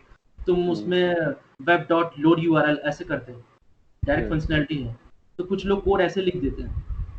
अच्छा, कुछ काफी लोग का मैंने देखा ऐसे। अच्छा, तो तुम कह रहे हो ये बेसिकली जावास्क्रिप्ट में हेल्पफुल होगा ना, मतलब ब्राउजर में जो इमेज लोड करते हैं नेटिव प्रोग्रामिंग हो गया iOS में, जैसे मैंने किया हुआ है। हाँ, गॉट इट। आप इसको प्रॉक्सी बोल रहे हो, मैंने जब एंड्रॉइड में काम किया था तो मैंने क्या करा था कि जैसे आप इमेज का एप्लीकेशन बनाया था हमने फॉर्मूला टेक में। उस केस में क्या था कि वो इमेज लाने के लिए सर्वर पे जाना था उसको, इनफैक्ट सर्वर पे नहीं, मेरे तो डेटाबेस में रखे थे हमने, SQL DB में वो SVC SGB फाइल दी थी। तो इस केस में हम लोग डेटाबेस को भी हिट नहीं करते थे, तो मैंने एक ऐसे सिंपल क्लास बनाया था जो एक LRU कैश इंप्लीमेंट करता था। सिंपल, अगर LRU कैश में है तो LRU से उठा के दे देता था, नहीं तो वो डेटाबेस में जाके कॉल करता था। आप प्रॉक्सी बोल रहे हो, उसको पता नहीं मुझे प्रॉक्सी है नहीं कि वो नहीं है। अरे यार वो पता है क्या कह रहा है, मैं थोड़ा सा और डिटेल में जाता हूँ, समझ में आएगा। जैसे कि ब्राउजर में हम लोग करते हैं ना, IMG टैग लगाते हैं, उसके बाद इमेज इक्वल टू देते हैं तो इमेज लोड करता है, राइट। उसी तरह से जावास्क्रिप्ट में भी हम लोग इमेज लोड करते हैं। सो ही इज सेइंग कि जब इमेज लोड कर रहे हो तो don't specify the exact image का URL हर जगह, ठीक है। एक बीच में एक ऑब्जेक्ट रख लो, तुम्हारे जो ग्लोबली जावास्क्रिप्ट का ग्लोबल फंक्शन है, और उसको कॉल करो। वो देखेगा कि इमेज मेरे पास अवेलेबल है क्या, अगर है तो वो वहीं से रिटर्न कर देगा, नहीं तो वो सोर्स के पास जाएगा और अपने पास रख लेगा, फिर तुम्हें रिटर्न कर देगा। So that way you will save lot of calls. I think मुझे लगता है ना, वही ब्राउजर का जो कैशिंग है ना, वो ऐसे ही इंप्लीमेंट होता होगा शायद। हाँ एक सर्विस ब्रोकर करके चीज होती है, अगर पता हुआ तो, गूगल का। अच्छा हाँ सर, मतलब ये भी विवेक सर, जैसे जब मैं माइक्रोसॉफ्ट में था तो हम लोग वेब रोल यूज कर रहे थे अपने सर्वर को डिप्लॉय करने के लिए, ठीक है। तो हमारे पास वेब रोल्स, तो हमारे पास ऐसे वर्कर रोल होता था। एक हमारा वेब रोल था, उसके पीछे हमने 3-4 वर्कर रोल लगा रखे थे। पोर्टल रोल था हमारा, पोर्टल वर्कर रोल, उसके अलग अलग काम करते थे वो। तो उन सब में आपस में बात करने के लिए, क्योंकि कुछ क्रॉस कम्युनिकेशन भी होना था उनमें, है तो एक ही मशीन पे, बट ऐसे बात नहीं कर सकते, तो उसके लिए हम लोग प्रॉक्सी बनाते थे। ओके। नहीं ऐसा हमारे यहाँ नहीं होता है, हम लोग actually platform as a service use करते हैं, सर्विस फैब्रिक करके। अच्छा, पास V2 पे पहुंच गए हम लोग, पास V1 पे ही थे उस टाइम पे। नहीं पास पे पहुंच चुके हैं और काफी ऑलमोस्ट टीम्स मूव कर रही हैं। तो मुझे ये पता था कि आप किसी से बात करने के लिए, जैसे सेम चीज हो गई, तो उस केस में हम लोग इनिशियलाइज करते टाइम पे हम लोग उसके साथ आइडेंटिटी पास करते थे उस सामने वाले वेबसाइट को कि हाँ यार मैं एक जेन्युइन बंदा हूँ, मेरे को कॉल पास हो जाए, रिक्वेस्ट सर्व हो जाएगी वो मुझे प्रॉक्सी पता था। ओके। देखो प्रॉक्सी का इंटेंट क्या होता है, बीच में कुछ लेयर लगा दो बस, मतलब जो अटेंडेंस के टाइम कोई और बंदा हमारी मार देता था। हाँ लेकिन वो तो करेक्ट है, लेकिन क्या है कि जो आपका हिट कर रहा है ना, मतलब कि जो सर्वर साइड पे क्लाइंट जो हिट कर रहा है ना, वो अनअवेयर हो कि आप कहाँ से डेटा ला रहे हो, मतलब कि वो प्रॉक्सी के थ्रू आ रहा है या कोई पीछे उसके कुछ सर्वर है, उसको लेना देना नहीं है। मे बी अगर एग्जैक्ट डेफिनेशन देख लेते हैं क्या ही है प्रॉक्सी का इंटेंट।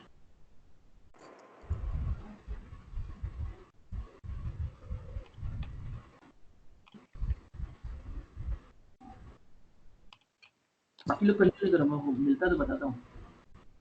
ठीक है। और एक प्रॉक्सी तो सर वो भी होता है जब आप आपके लोड बैलेंसर और उसके बीच में सर्वर्स के बीच में लगाते, मतलब एज ए लोड बैलेंसर जैसे काम करता है वो हाई लेवल पे। हाँ मतलब अल्टीमेटली है तो कंप्यूटर साइंस का टर्म। प्रॉक्सी का मतलब ही बस उतना ही तो है, मतलब अलग अलग लेवल पे, चाहे वो HTTP प्रॉक्सी हो या कोई भी प्रॉक्सी हो, कि someone else is acting on behalf of someone, तो चाहे वो क्लास में अटेंडेंस लगाना हो। हाँ एग्जैक्टली, तो यही है और कुछ ज्यादा नहीं है। मतलब आप प्रॉक्सी सर्वर जब बात करते हैं HTTP केस में, तो यही होता है कि भाई मेन सर्वर पे ना जाके बीच में से कोई और आपकी रिक्वेस्ट को सर्व कर दे रहा है। कोड के बेसिस में भी जब जो भी कैश और आप लोग इतने सारा डिस्कस किए, तो वो वही तो है कि कैश वहां से आ जाएगा, अदर देन कि मेन सोर्स से जाके ले आना। ठीक है। So basically इसमें लिखा था the intent of this pattern is to provide a placeholder for an object to control references to it। तो तुम्हें कंट्रोल चाहिए इसमें दूसरे ऑब्जेक्ट में, काइंड ऑफ इंटरसेप्ट ही होगा क्या। Provide a surrogate or a placeholder for another object to control access to it। एक और डेफिनेशन। ठीक है, आई थिंक मूव करें या फिर और प्रॉक्सी पर डिस्कस करना है? हो गया। तो और कुछ एग्जांपल्स मैं बोलता हूँ, इसमें से अगर किसी ने कोई इंप्लीमेंट किया हो, जैसे अडेप्टर हमने कर लिया। फसाड बिजू तूने कवर किया ना, ये नहीं किया? नहीं मैंने नहीं किया। फसाड करना है किसी को कवर? कर लो सर। फसाद मैंने मतलब कोड तो अपना नहीं दिखा पाऊंगा, पर हमने मैं वर्बली 2 लाइन बता सकता हूँ हमने यूज किया है करंट प्रोजेक्ट में हम कर रहे हैं। सो हम जैसे डेटाबेस नहीं, हम एक्चुअली सीआरएम से कनेक्ट करते हैं, सीआरएम ही डेटाबेस है हमारा। तो उसका क्लाइंट जब हम बनाते हैं ना, जैसे मल्टीपल एंटिटीज है तो बहुत सारे ऑपरेशन होते हैं। जैसे डाओ तो हम लोग बनाते हैं तो रिसोर्स डाओ बनाया, या जैसे एंटिटी वाइज डाओ बनाते हैं, वैसे हम भी एंटिटी वाइज क्लाइंट बना रखा है हमने। बट इवेंचुअली क्या है कि हम एक ही डेटाबेस या फिर सीआरएम से कनेक्ट कर रहे हैं, तो हमने उसका एक क्लाइंट बनाया जैसे सीआरएम क्लाइंट, तो इंटरफेस है, और उसके पीछे वो अलग अलग एंटिटी से कम्युनिकेट करता है। जैसे वो एक्सआरएम क्लाइंट रिसोर्स क्लाइंट से कम्युनिकेट करता है, कैलेंडर क्लाइंट से करता है, एंटिटी वाइज क्लाइंट से वो एक्सआरएम क्लाइंट करता है, और पूरा हमारा कोड एक्सआरएम क्लाइंट से कर रहा है। तो ये जो एक्सआरएम क्लाइंट जो है ये एज ए फसाद काम कर रहा है। पूरे कोड को नहीं पता इसके पीछे वो किस एंटिटी के लिए क्या क्या कैसे कम्युनिकेट कर रहा है, इंटरनल इम्प्लीमेंटेशन क्या है। सारे क्लास के आगे हमने एक एक्स्ट्रा क्लास इंटरफेस या कह लो रख रखी है, जो कि एक फसाद का काम कर रहा है। अच्छा, आप सीआरएम में हो क्या? नहीं, मैं सीआरएम में नहीं हूँ, पर एक कुछ तो किसी ने मचाया है कि सीआरएम से हमें इंटीग्रेट करना पड़ रहा है। और मतलब एक फसाड का मैंने भी यूज किया था, बोले तो एग्जांपल दे दो, कोड तो नहीं है। बताओ सर, वही सर क्या था? तो वो मेरा बेसिकली क्या था, iOS में था। तो बेसिकली हमको क्या रहता कि कुछ फाइल्स डाउनलोड करनी थी। हमारे पास मल्टीपल फ्रेमवर्क्स, जैसे नेटवर्क का फ्रेमवर्क अलग हो गया, यूआरएल से डाउनलोड करना था, ऑथेंटिकेशन अलग हो गया, है ना। तो ये सब सारी चीज़ था उसमें। iOS वाला जो बेसिकली ऑब्जेक्ट डाउनलोड करना, उसको सिरियलाइज करना, डिसरियलाइज करना, काफ़ी मतलब कॉम्प्लेक्स थी। और उसमें जो डाउनलोड भी होता था ना, वो काइंड ऑफ रिएक्टिव प्रोग्रामिंग नहीं होता था, जैसे कुछ डेटा बाइट किया फिर अपेंड करते जाओ। बट अगर कहीं पे भी कुछ मुझे अगर कोई डेटा या डाउनलोड करनी है कोई भी चीज़ ना, तो मुझे वो सारी फंक्शनैलिटी, कहीं नेटवर्क कंपोनेंट कैसे काम करेगा, ऑथेंटिकेशन कैसे काम करेगा, बेस यूआरएल क्या है, कब कौन सा यूआरएल हिट करना है, वो सारी कॉम्प्लेक्सिटी हटा के हमने ना एक काइंड ऑफ क्लास में डाल दिया। ठीक है। और वो सिंपल बता दिया कि अब आपको हमें ये डाउनलोड करना है, दैट इज अ ब्लॉकिंग का। अब वो आधा डेटा डाउनलोड कर रहा है, डेटा अपेंड करता जा रहा है, कोई एरर प्रोपोगेट करना है, तो फाइनल इसको रिजल्ट मिलता था। तो जो कॉम्प्लेक्सिटी थी वो उठा के एक क्लास में डाल दिया, और डिफरेंट जो कंपोनेंट है कि ऑथेंटिकेशन वाला कंपोनेंट कैसे वर्क करेगा, डाउनलोडिंग करने वाला कैसे करेगा, वो सब मिला के एक में डाल दिया। तो एक क्लाइंट के लिए सिंपलर इंटरफेस बना दिया कि यू हैव टू प्रोवाइड एक यूआरएल, एंड फिर उसके बाद आपको डाउनलोड करना है। अगर मान लो ऑथेंटिकेशन नहीं होगा, टोकन एक्सपायर हो गया, तो फिर वो रीऑथेंटिकेट कैसे करेगा, वो सारी कॉम्प्लेक्सिटी उसके अंदर आ गई। किसी भी पूरे कोड बेस पे ये सब मतलब इनको कॉम्प्लेक्सिटी हिट करने की, मतलब कि क्या बोलेंगे, हैंडल करने की जरूरत नहीं। ये एक था। अच्छा, तो एक सर ये बता। हाँ, गो अहेड। एक चीज बताओ सर, जो लोकेटर सर्विस होती है, जो लोकेटर जैसे जिसमें आप सर्विस लोकेटर, आप सुना है किसी ने टर्म? सुना तो है। मतलब वो फसाड होता है क्या वो? सर्विस लोकेटर नहीं। अच्छा, मैं एग्जांपल अगर दूं, जैसे कि तुम्हें रन टाइम पे डीबी डिसाइड करना है कि कौन सा डीबी कॉल करना है, राइट? सो बेसिकली तुमने एब्स्ट्रैक्ट डेटाबेस को इम्प्लीमेंट कर लिया है। अब उसमें सारी फंक्शनैलिटी जो चाहते हैं वो सारे के सारे MySQL भी इम्प्लीमेंट कर रखा है और Oracle ने भी इम्प्लीमेंट कर रखा है। Now your service layer is very independent from the database layer. Now run time पे तुमने मे बी कन्फिग में सेट कर दिया कि ठीक है अब हम MySQL यूज करेंगे, और वो फिगर आउट कर लेता है कि MySQL कॉल होगा तो कौन सी सर्विस कॉल होगी। तो इज दिस अ फसाड?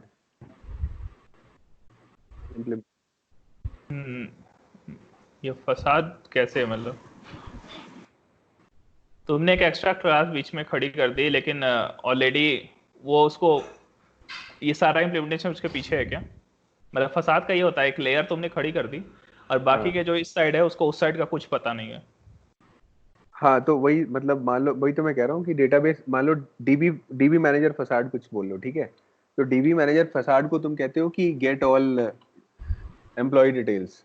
अब वो अंदर जाके वो MySQL से लेके आता है और Oracle से लेके आता है, यू डोंट केयर। हाँ, कह सकते क्योंकि जैसे मैनेजर काइंड की चीज हो गई ना, वो काइंड ऑफ फसाड हो गया। क्योंकि मैनेजर क्या कहता है, you are providing a simple interface to our client. That's what you are trying. लेकिन ये बहुत सारे सोर्सेज को एग्रीगेट करके नहीं दे रहा ना, जो तुम कह रहे थे स्टार्टिंग में डेफिनेशन। और ये काफी क्लोज नहीं है, मतलब कॉन्सेप्ट एडाप्टर के, फसाड और एडाप्टर वैसे भी थोड़ा सा क्लोज तो है। नहीं, एडाप्टर में इनकम्पैटिबल इंटरफेस होते हैं जिसमें कि आपका कॉमन इंटरफेस, इसका इंटेंट डिफरेंट है। ऐसा नहीं कि आपका क्लाइंट कोड ना वो डिफरेंट लाइब्रेरी यूज करके कोड लिख नहीं सकता है, बट अगर वो सारी चीजें अगर कॉम्प्लेक्स सारा अगर कोड में 3-4 जगह अगर रिपीटेड है तो वो सारा कोड रेप्लिकेट होगा, वो एक्सपोजेस है, but you are creating a class to simplify your code. हाँ, सो जो बेसिक डिफरेंस ये है कि दोनों का रिटर्न टाइप सेम ही होगा फसाड के केस में। बस तुम्हारा ये हिडन है कि वो कहाँ से लेके आ रहा है डेटा। अगर दोनों अलग अलग फॉर्मेट में रिटर्न करते और तुम्हें फिर उसको अडेप्ट करना पड़ता अपने सर्विस ऑब्जेक्ट के format, and that's a adapter. Right, ठीक है, फसाड पे और कुछ नहीं तो मूव करते हैं।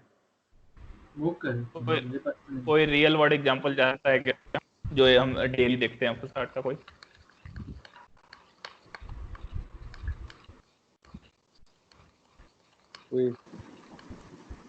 आई थिंक कुणाल ने जो बोला वो है, बट आई थिंक ये रियल वर्ल्ड बहुत नहीं है, सब लोग नहीं देखते होंगे।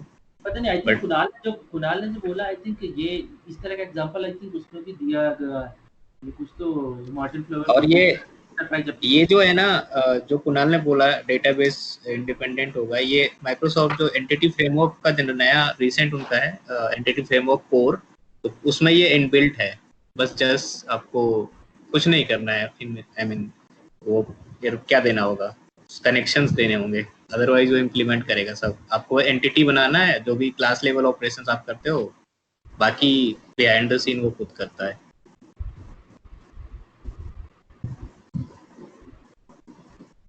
यार फसाड आपका वो नहीं होगा कि आपको मल्टीपल फंक्शनलिटी प्रोवाइड कराए आप जोड़ के, मतलब आपकी 3-4 फंक्शनलिटी है जो आप पहले बोल रहे थे गौरी सर कि 3-4 जैसे मैं अभी पढ़ा तो उसमें लिखा है कि फसाड जैसे कि एक एग्जांपल है कि आपको मान लो कि एक इंटरफेस है जो आपको बोलता है ड्रॉ सर्कल, ठीक है, एरिया ऑफ सर्कल, एक बोलता है एरिया ऑफ स्क्वायर, एक बोलता है एरिया ऑफ ट्राइंगल, ठीक है। तो आप अब क्लाइंट कोड में क्या करोगे, आपको एरिया ऑफ ट्राइंगल चाहिएगा तो आप एरिया वो वाला इंटरफेस कॉल करोगे कि मुझे एरिया ऑफ ट्राइंगल चाहिए। मेरी आवाज आ रही है क्या? यस। हाँ, और आपको अगर स्क्वायर का एरिया चाहिए तो स्क्वायर का करो। क्लाइंट को पता लगाने की जरूरत है मुझे क्या चाहिए, और उसके अकॉर्डिंग उसको डिपेंडेंसीज भी इन्वॉल्व करनी पड़ेंगी कि मुझे ये वाला इंटरफेस डालना है, ये वाला करना है। अब फसाड में क्या करते हो, आप सबको एक जगह रैप कर देते हो। आप फसाड से बोलोगे कि मेरे को एरिया ऑफ ट्राइंगल दे दो तो वो दे देगा। ओके, ये फसाड में ये कि मतलब कई सारी फैसिलिटीज वो रैप कर देता है एक जगह पे। मतलब अगर कई जगह मैंने कहीं कोड रिफैक्टरिंग की तो कहने मतलब ये कचरा उठा के एक जगह डाल दो सारी जगह का। ये जो हम रेस्टफुल एंड पॉइंट्स या कुछ भी एपीआई बनाते हो ना, ये क्लियर एग्जांपल है फसाड का। बहुत सारा बैकग्राउंड में काम करते हो और क्लाइंट को केवल यही पता होता है, वो सिंपल एपीआई कॉल कर रहा है। कह सकते हैं, इसलिए रिमोट फसाड बोलते हैं, ये रिमोट फसाड बनाने।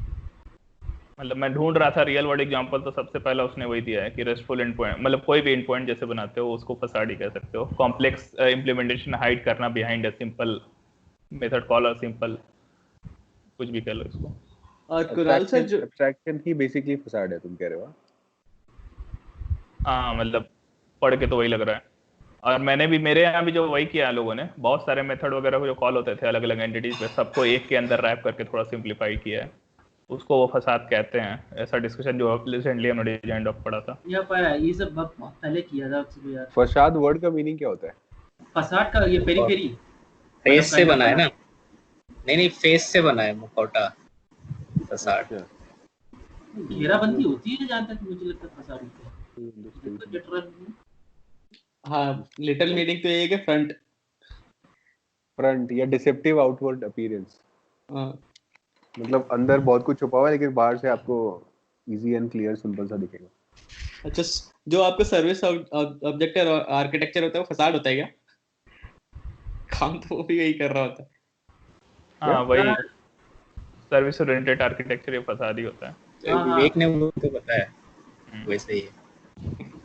ये बहुत जनरल लग रहा है यार, इतना जनरल है कि हम नोट ही नहीं करते, हम सब यूज करते हैं इसको। हाँ बहुत जनरल है यार। मैं फर्स्ट टाइम पढ़ा तो मुझे हंसी आ रही थी। ये कुणाल सर जो आपने बोला था डीबी का एग्जांपल, ठीक है, ऐसा एग्जांपल मुझे पता नहीं है बट मैं ऐसे शेयर कर रहा हूँ क्योंकि जब मैं सीआरएम में काम करता था तो हमारा जो डेटा आता था ना तो वो डीबी से आता था, माइस्क्ल डीबी से। ठीक है, जो पहले ऑन प्रीम सिस्टम था तो सबका अलग अलग था, मतलब ओए MySQL नहीं MSSQL होगा। सॉरी एमएस मैं वही पूछने वाला था, चलो तुम MySQL माइक्रोसॉफ्ट ने कहां से यूज करे? नहीं माय बैड, SQL सर्वर से आता था, एमएस SQL से। बट वहां पे मैंने कोई ये टर्म लिखा देखा था जो था आपका सर्विस लोकेटर, तो उन्होंने एक लेयर डाली थी, तो वो रन टाइम पे पुराना उन्होंने हटा दिया, रन टाइम पे डिसाइड करता था कि कौन सी सर्विस कॉल करनी है। फिर हमने उसको अजोर में जब डाला तो हमने अजोर में पूरा डायनामो डीबी में या कॉस्मोस डीबी में पूरा इम्प्लीमेंट किया था। ओके। तो फिर वो पता लगाता था यार अभी हम चेंज कर दिया है, तो सर्विस लोकेटर में उसको पता चल जाता था कि अभी यार हमें डायना से सर्वर से कॉल करना है, ये वाला नॉर्मल वाले कॉल नहीं करते हैं। पूल पैटर्न किसी ने डिस्कस किया क्या? नहीं, किसी ने यूज किया है? पूल पैटर्न हाँ, सुना ही नहीं। पूल ऑब्जेक्ट पहली पूलिंग, बार ऑब्जेक्ट पूलिंग नहीं करती। अरे रुको, मे भी मुझे नाम ना पता हो भाई, रुको। ऑब्जेक्ट पूल बोलते हैं, हाँ ऑब्जेक्ट पूलिंग। अच्छा, थ्रेड पूल वगैरह की बात कर रहे हो क्या? हाँ और वही है ना, ये तो थ्रेड एक तरह का ऑब्जेक्ट है। अच्छा, तो यूज तो सब कुछ होगा। हाँ मतलब डिस्कस करना है क्या ऐसा कुछ? कर लो, बता दो।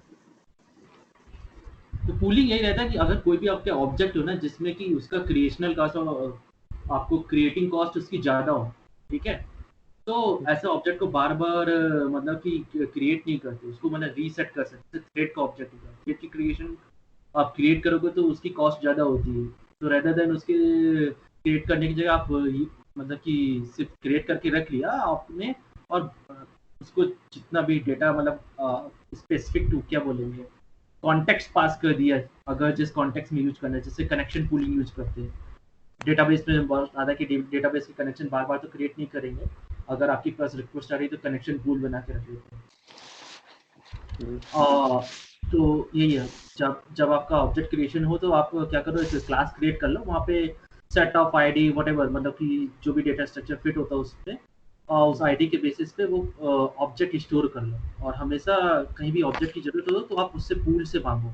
तो पूल में भी आप डिपेंडिंग की स्ट्रेटजी कौन सी यूज करते हो उसके बेसिस पे आप ऑब्जेक्ट क्रिएट कर सकते हो। कि अगर अगर हमने क्या बोलते हैं जिसको बाउंडेड कैश के थ्रू अगर इम्प्लीमेंट किया कि अगर इतने ऑब्जेक्ट रखने हैं, अगर इससे कम है तो ऑलवेज क्रिएट करो, अदरवाइज कोई फ्री है तो ठीक है, नहीं तो फिर बोल दो कनेक्शन अवेलेबल नहीं है व्हाटएवर। मतलब एरर केस कैसे हैंडल करना, मतलब उसका इंटेंट यही है कि आपका जब ऑब्जेक्ट बनाना कॉस्टली हो तो ऑब्जेक्ट के पूल बनाओ, उसको बार बार क्रिएट मत करो। इसमें ये भी होता है जैसे कि मोबाइल में जो यूज़ नहीं करते हैं, ये जो लिस्टिंग आती है तो इसकी जो रो बनती है, जो व्यू बनता है, तो इसका बेसिकली सिर्फ कंटेंट चेंज होता है, लेकिन बार बार आप इनफाइनाइट लिस्टिंग बनानी हो तो जो व्यू के ऑब्जेक्ट इनफाइनाइट नहीं बनते, इसको ऑब्जेक्ट पूल में रख लेते हैं और जब भी स्क्रॉल होता है तो वो डीक्यू यूज करता है, और जब भी ऊपर जब आता है तो वो डीक्यू से पॉप हो जाता है नए वाले की में, इसमें लिसनर रजिस्टर होते हैं, आप डेटा सिर्फ सेट कर देते हैं और हमेशा जो व्यू मांगते हैं वो पूल से मांगते हैं। तो ये होता है बेसिकली ऑब्जेक्शन पूल। और सॉकेट कनेक्शन में भी आपको कहीं पे हमारा एक यूज केस था कि ध्रुवा में कि आपका बेसिकली क्या कि फाइल की बैकअप करते थे तो बेसिकली स्टोरेज के साथ कनेक्शन ओपन करते थे, तो फास्ट करने के लिए क्या था कि हमने मल्टीपल सॉकेट कनेक्शन ओपन करते थे, तो सॉकेट क्रिएशन भी एक्चुअली कॉस्टली है, तो उसमें भी पूल पूल पैटर्न यूज करते थे। ओके। मुझे पता नहीं था कि मैं अपनी यूआई में फुल पैटर्न यूज कर रहा हूँ। थैंक्स बताने के लिए। एक्चुअली एक जगह मेरे एक प्रोजेक्ट में रिक्वायरमेंट, एक्चुअली जिस प्रोजेक्ट में काम है वहाँ पे जो यूआई है वो स्टैटिक है, मैं एक बार ही क्रिएट कर सकता हूँ, डेस्कटॉप बेस्ड है एप्लीकेशन, तो सिर्फ मैं यूआई एक बार ही क्रिएट कर सकता हूँ, दोबारा कर ही नहीं सकता हूँ। रन टाइम दोबारा तभी कर सकता हूँ जब एप्लीकेशन क्लोज हो गई या फिर से स्टार्ट हुई, तभी हो सकती है। तो नॉट सिंगलटन। मैं बता रहा हूँ ना मेरी रिक्वायरमेंट क्या थी। तो मेरी जो यूआई है सिर्फ मैं एक ही बार इनिशिएट कर सकता हूँ और लेकिन मुझे डेटा बहुत सारा दिखाना है बार बार चेंज करके। तो उसमें मैंने क्या किया है कि उसमें कई सारी मैंने यूआई पहले से ही बना रखी हैं जो फ्यूचर में यूज होंगी, और जब रन टाइम में user based on user requirement मैं सिर्फ वही यूआई इनेबल करता हूँ जो जरूरी है। तो इसमें मैं क्या कर रहा हूँ कि मैं कभी भी जो यूआई कंट्रोल्स हैं उनको मैं डिस्पोज नहीं कर रहा हूँ, वो they are always there live in the application and they will be disposed only when I close the application, and I'll reuse those controls as and when it is required. So it is like same, right? We are not creating the object, we are reusing the same object, because creating is for me it is not costly, but for me it is not even possible to create the users controls on the runtime. The framework is like that. लेकिन UI में मतलब ऐसे interesting चीजें होती है जैसे कि observer pattern बताया, तो आपने यूआई और ऑब्जर्वर पैटर्न अगर एक साथ यूज किए हुए हैं और तो उसमें बड़े पंखे हो जाता है कहीं रीसेट पे कुछ इधर उधर हो गया तो, क्योंकि पता चले आपने कहीं डेटा सेट कर रखा था, रीसेट करने पे कहीं मिस था, तो जब भी अगर कोई इवेंट हिट होगा तो डेटा कोई और जाएगा, ये सब इशू हो जाते हैं। यार मेरे को एक इंसिडेंट याद है, मैंने तो पूरा एक रीजन डाउन कर दिया था ओला का। कॉमेटोर में बुकिंग ही नहीं आती थी, मैंने ऐसा कोड डाल दिया।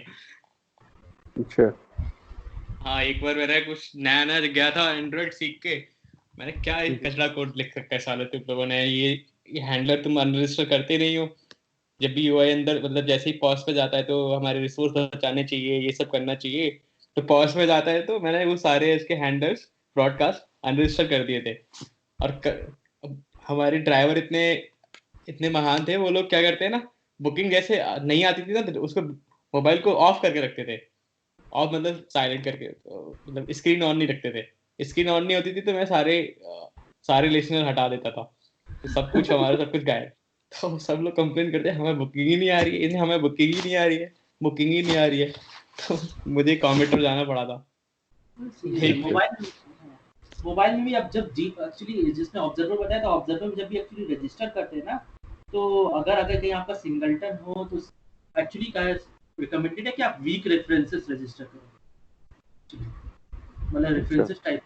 हाँ, क्योंकि डी रजिस्टर कुछ लोग कभी नहीं करते, तो अभी ऑब्जर्वर को मिला कि ये रेफरेंस तो जा चुका है तो उसको इग्नोर कर देगा। वीक रेफरेंस क्या होता है? वीक रेफरेंसेस, जैसे स्ट्रॉन्ग रेफरेंसेस वीक रेफरेंसेस होता है। मान लो कि जैसे कि यूआई में किसी ने रिमूव कर रहा है, क्योंकि आपका यूआई व्यू है उसमें आपने कुछ रजिस्टर किया, ठीक है, बट दैट ऑब्जेक्ट आपको मतलब कि डी रजिस्टर नहीं कर रहा है बार-बार, ठीक है। तो अगर आपने वीक रेफरेंसेस ऐसे ऐड नहीं किया है तो ऑब्जेक्ट में रजिस्टर किया, तो उसने क्या किया कि रेफरेंस स्ट्रॉन्ग रेफरेंस का था, जो कि आपका आई थिंक सिंगलटन बनाओगे, जो भी ऑब्जर्वर बनाते जनरली, ठीक है। अगर सिंगलटन बनाते तो वो तो कभी रिमूव होने नहीं वाला होगा, और आप ऐसे व्यू बनाते जाओगे, अगर उसमें रजिस्टर करते जाओगे और री रजिस्टर नहीं किया है मैनुअली, तो क्या होगा कि आप में इसमें मेमोरी बढ़ती जाएगी और वो सबको नोटिफाई करेगा। तो आप कुछ दिनों में देखो, मतलब कुछ टाइम अगर ज़्यादा आ गया ऑब्जेक्ट बनकर देखोगे कि जब ऑब्जर्वर नोटिफाई कर रहा है तो डिले आ रहा है, मेमोरी बढ़ रही है, इस तरह का। अगर आपने मैं बनाऊंगा कैसे वीक रेफरेंस? पाइथन में वीक रेफरेंसेस बनाते हैं, क्लास जावा में भी होता है, जावा में सर एक क्लास होता है वीक रेफरेंसेस करके, तो आप उसके अंदर बोलते हैं वीक रेफरेंसेस, उसका टाइप डालते किस टाइप का बनाना है। तो उससे क्या होता है कि आप अगर वीक रेफरेंसेस में आपका अगर सिर्फ वीक, जैसे गार्बेज कलेक्टर जब स्कैन करता है ना, अगर सिर्फ वीक रेफरेंसेस हैं उस ऑब्जेक्ट के तो उसको स्वीप कर सकता है गार्बेज कलेक्टर।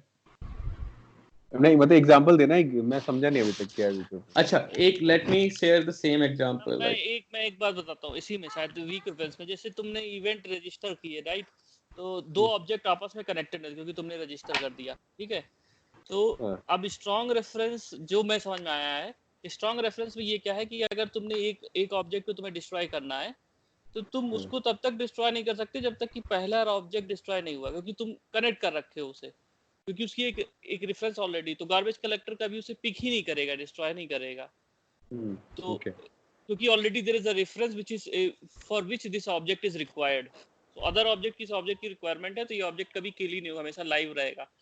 तो वीक रेफरेंस का मतलब आई थिंक ये है कि जो भी वीक रेफरेंस टर्न्ड होगा तो उनकी डिपेंडेंसी मैटर नहीं करेगी, कि अगर ये किसी पे डिपेंडेंट भी है तो भी हम इसको डिस्ट्रॉय कर सकते हैं। आई थिंक थोड़ा थोड़ा और डेप्थ में जाऊँ तो मैं कहता हूँ कि एक्चुअली क्या होता है कि जो रेफरेंस मेमोरी मैनेजमेंट होता है ना, बेसिकली ये रेफरेंस काउंट पे डिपेंड करता है। तो जो भी मतलब कंपाइलर होता है उसमें कभी तुमने कि न्यू रेफरेंस अगर तुमने अगर असाइन किया, कोई वेरिएबल असाइन किया, तो वो क्या मेंटेन करेगा, काउंट बढ़ा देगा, ठीक है। और लेकिन जावा में ऑटोमेटिक रेफरेंस होता है, अगर तुमने कोई वेरिएबल अगर किसी दूसरे को असाइन किया तो वो ऑटोमेटिक रेफरेंस घटा भी देगा, ठीक है। अगर जब तुमने कुछ रजिस्टर किया, मतलब वो क्लास उसका रेफरेंस रखा, तो उसका रेफरेंस काउंट बढ़ गया, ठीक है। तो अभी क्या है कि जब गार्बेज कलेक्टर के पास जाएगा तो तुम्हारे एप्लीकेशन में कोई यूज नहीं है, लेकिन तुम्हारे ऑब्जर्वर में एक रेफरेंस पड़ा हुआ है, तो वो कहेगा ये इसका तो रेफरेंस है, इसका एप्लीकेशन में कहीं यूज हो रहा है, तो वो पिक नहीं करेगा, ठीक है। तो ये बाय डिफॉल्ट सारे रेफरेंसेस हो गए ऑब्जेक्ट में, मतलब कि आपका स्ट्रॉन्ग रेफरेंसेस हो गए जो वर्क करता है। लेकिन अगर इस तरह की प्रॉब्लम को हैंडल करने के लिए वीक रेफरेंसेस होगा, अगर वो तुमने वीक रेफरेंसेस का टाइप बनाया, अगर वो तुम उसको किसी के थ्रू असाइन कर रहे हो, तो जो कंपाइलर होगा जो भी, वो रेफरेंस काउंट नहीं बढ़ाएगा, ठीक है। तो अगर तुमने ऐसे वीक रेफरेंस उसने रजिस्टर किया है, तो मेन एप्लीकेशन से जब वो डिस्ट्रॉय हो गया और वहां पे as a weak reference still मतलब कि तुम्हारे उस टाइम पे गार्बेज कलेक्टर जो भी रहेगा, मतलब कि उसके पास काउंट 0 हो गया, तो वो पिक कर लेगा। और जब ये वीक रेफरेंस के थ्रू गेट करने जाएगा ऑब्जर्वर, वो देखेगा नल है तो उसको इग्नोर कर देगा, हटा देगा कि ये तो क्लीन हो चुका है ऑब्जेक्ट। Got it. तो एग्जांपल मैं देता हूँ जस्ट इसको थोड़ा सा और समझने के लिए। जैसे लिस्ट ऑफ मान लो कि एक ऑब्जेक्ट बनाया लिस्ट ऑफ कंपनीज, ठीक है, and a company is list of employees. तो इसमें मेरा और एम्प्लॉय इज बेसिकली एम्प्लॉय मतलब एक नॉर्मल ऑब्जेक्ट हो गया जिसमें INT ID है और उसका नेम है। तो अब INT ID और नेम जो है वो those are very very strongly reference, क्योंकि वो 3 लेवल से रेफरेंस हो चुके हैं। But company is very loosely referenced. उसके बाद employee is also kind of strongly reference, right? यही कह रहे हो ना? या फिर मे बी तुम कह रहे हो कि शायद एम्प्लॉय 1 जो है वो 3-4 कंपनीज का, मतलब कैसे हो सकता है, बट स्टूडेंट 1 जो है वो 3-4 क्लास का पार्ट है। तो अब स्टूडेंट 1 जो है वो बहुत जगह से रेफरेंस हो रहा है, क्योंकि सारे क्लासेस जो है हमारे हीप के ऊपर है, स्टैक में है, और ये सारे जो है हीप में पड़े हुए हैं। तो गार्बेज कलेक्टर जो है ये देखेगा कि ये सारे के सारे हीप से बहुत जगह ज्यादा से रेफरेंस्ड हैं, तो वो उसको पिक नहीं कर पाएगा फॉर स्वीप, राइट? हाँ करेक्ट। बट इसमें हीप इसका लेना देना, जो भी मेमोरी मैनेजमेंट होता है ना, वो रेफरेंस काउंट के उसे ऑटोमेटिक, जिससे सी में क्या तुम्हें मैनुअली डिलीट करना पड़ रहा, फ्री करनी पड़ती मेमोरी। कुणाल जो तुम एग्जांपल दे रहे हो उसमें जो भी तुम्हारा वो होगा ना, जैसे आईडी और नेम तुम बोल रहे हो स्ट्रांग रेफरेंस, वो तुम वो गलत समझ रहे हो। एक्चुअली जब तुम क्लास ऑब्जेक्ट बनाते हो ना, तो सब कुछ हीप पे ही बनता है, फिर स्टैक पे कुछ नहीं बनता है। स्टैक पे वही डेटा बनता है जो कोई ऑब्जेक्ट, कोई रेफरेंस टाइप नहीं है। जैसे कि इंडिविजुअल आईडी है, इंडिविजुअल नेम, अगर वो किसी क्लास के अंदर है तो वो फिर हीप में ही रहेगा। फिर उस तो जो तुम एग्जांपल दे रहे हो वो एग्जैक्टली सही नहीं है। एग्जांपल तुम ये दे सकते हो ऑब्जर्वर पैटर्न। इन ऑब्जर्वर पैटर्न नहीं सर, एक सेकंड आपको जस्ट टू कट यू यार यहाँ पे। अभी मतलब ये तो सही है कि मैंने जो ये बनाया INT बनाया वो मेरा इसके इस पे रहेगा, लेकिन जैसे मैं लिस्ट बना रहा हूँ ना किसी चीज का, तो अल्टीमेटली रेफरेंस तो स्टैक से ही होगा, राइट? प्रोग्राम के स्टैक से ही रेफरेंस होगा ना। तो जैसे मैंने बोला लिस्ट ऑफ कंपनीज और उसको मैंने कंपनीज नाम दिया, तो कंपनीज नाम मेरा स्टैक पे रहेगा, बट लिस्ट ऑफ कंपनीज के जो एक्चुअल ऑब्जेक्ट्स बन रहे हैं वो हीप पे बन रहे हैं। That's what you are saying ना? हाँ होता तो ऐसे ही है। हाँ पता नहीं, मैं थोड़ा C# के इंटरनल्स में जा रहा था, तो वहां पे एक टाइप ऑब्जेक्ट पॉइंटर होता है। अच्छा, तो सर एक वो मेटा डेटा रखता है किसी भी ऑब्जेक्ट का, तो वहां पे सारी इंफॉर्मेशन होती है, नेम वगैरह। स्टैक में तुम्हारा, तुम कह सकते हो कि वो डेटा, क्योंकि स्टैक में हम मेथड सिग्नेचर और वो सारी चीजें रखते हैं, तो उस तरह तुम नहीं कह सकते हो कि स्टैक में सिर्फ तुम्हारे पास नाम होगा, इंफॉर्मेशन होगी। हाँ मैं कह रहा हूँ आपके जने आपने प्रोग्राम लिखा, राइट? अब उसमें जो आपके वेरिएबल नेम्स है वो कहाँ रहते हैं? सारे वो तो स्टैक्स में ही रहते हैं ऑफ कोर्स। हाँ, वो सारे स्टैक में रहेंगे, उनके लिए जो मेमोरी एलोकेट होता है वो हीप में होता है एलोकेट। जैसे INT x = 10 मैंने बोला, तो x तो मेरा स्टैक में ही है ना। हाँ हाँ नहीं हाँ ठीक है। इवेंट स्टैक पर नहीं, उस पर कंप्लीटली 10 हीप स्टैक में ही है तुम्हारा। उस पर भी डिपेंड करता है कि क्लास के अंदर कि मेथड के अंदर, पता नहीं भाई वही कर मेमोरी तो एलोकेट नहीं होगा। ऐसे बोल रहा है ना कुणाल के, जैसे employee equal to list of employee, new list of employee, तो एम्प्लॉय जो वेरिएबल है वो स्टैक में रहा, और जो मेमोरी एलोकेट हुई लिस्ट के लिए एंटायरली एम्प्लॉय के वो चली गई हीप पे, तो ठीक है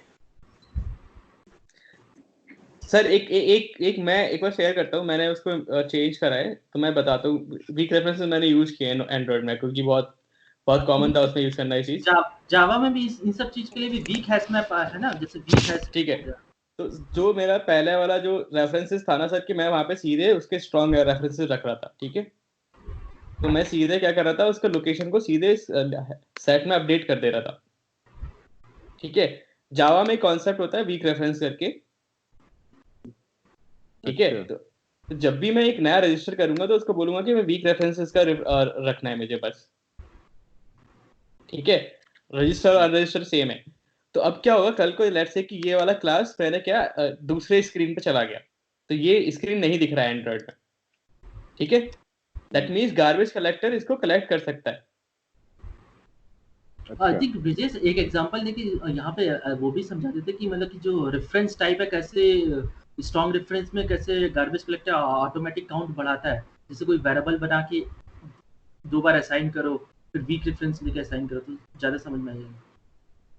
अच्छा, अगर पहले वाला एग्जांपल लेते तो यहाँ पे अगर ये वाला क्लास अगर यहाँ, अच्छा लेट्स से कि ये वाला क्लास बना, स्क्रीन पे ये वाला क्लास आया, मतलब ये एक समझ स्क्रीन है डिस्प्ले लोकेशन का, ठीक है। तो अब क्या है कि ये क्लास बन गया और JVM पे लोड हो गया, इसकी हीप में इसकी मेमोरी बन गई, ठीक है। द मोमेंट मैंने इसको बोला कि लोकेशन रजिस्टर कर दो यहाँ पे, ठीक है, तो ये रजिस्टर में गया, क्योंकि ये वाला क्लास भी पड़ा हुआ है यहाँ पे, तो इस वाली क्लास का इसके पास स्ट्रॉन्ग रेफरेंस आ गया, मतलब क्योंकि मैंने इस वाली क्लास के अंदर इसको रजिस्टर कर दिया है, तो ये वाला क्लास इसको पॉइंट कर रहा है डिस्प्ले लोकेशन को, अगर फॉरगेट अबाउट की वीक रेफरेंस था वो, ठीक है। तो as of now garbage collector को पता है अगर ये वाला क्लास मुझे स्वीप करना है, तो ये तो इसका कनेक्शन पूरा खत्म हो जाना चाहिए, ठीक है। ये पूरा डेड हो जानी चाहिए ये वाली क्लास, प्लस जो इसको लोकेशन को होल्ड कर रहा है, तो ये वाली क्लास भी डाई हो जानी चाहिए। उसके बाद ही मैं कोई इस क्लास को ऑब्जेक्ट हाँ इस ऑब्जेक्ट को मैं स्वीप कर सकता हूँ, क्लीन कर सकता हूँ, राइट। तो अब इस केस में लेट्स से कि ये वाला ऑब्जेक्ट डाई हो गया, ठीक है, बट गार्बेज कलेक्टर इसको स्वीप नहीं कर सकता, इसको क्लीन नहीं करेगा, क्योंकि ये वाली क्लास अभी भी अवेलेबल है और इसके पास इसका रेफरेंस है, तो वो उस ऑब्जेक्ट का हीप कभी क्लियर ही नहीं होगा, मेमोरी कभी क्लियर नहीं होगा हीप से। Now let's take the example कि मैंने वीक रेफरेंसेस बना लिया, ठीक है।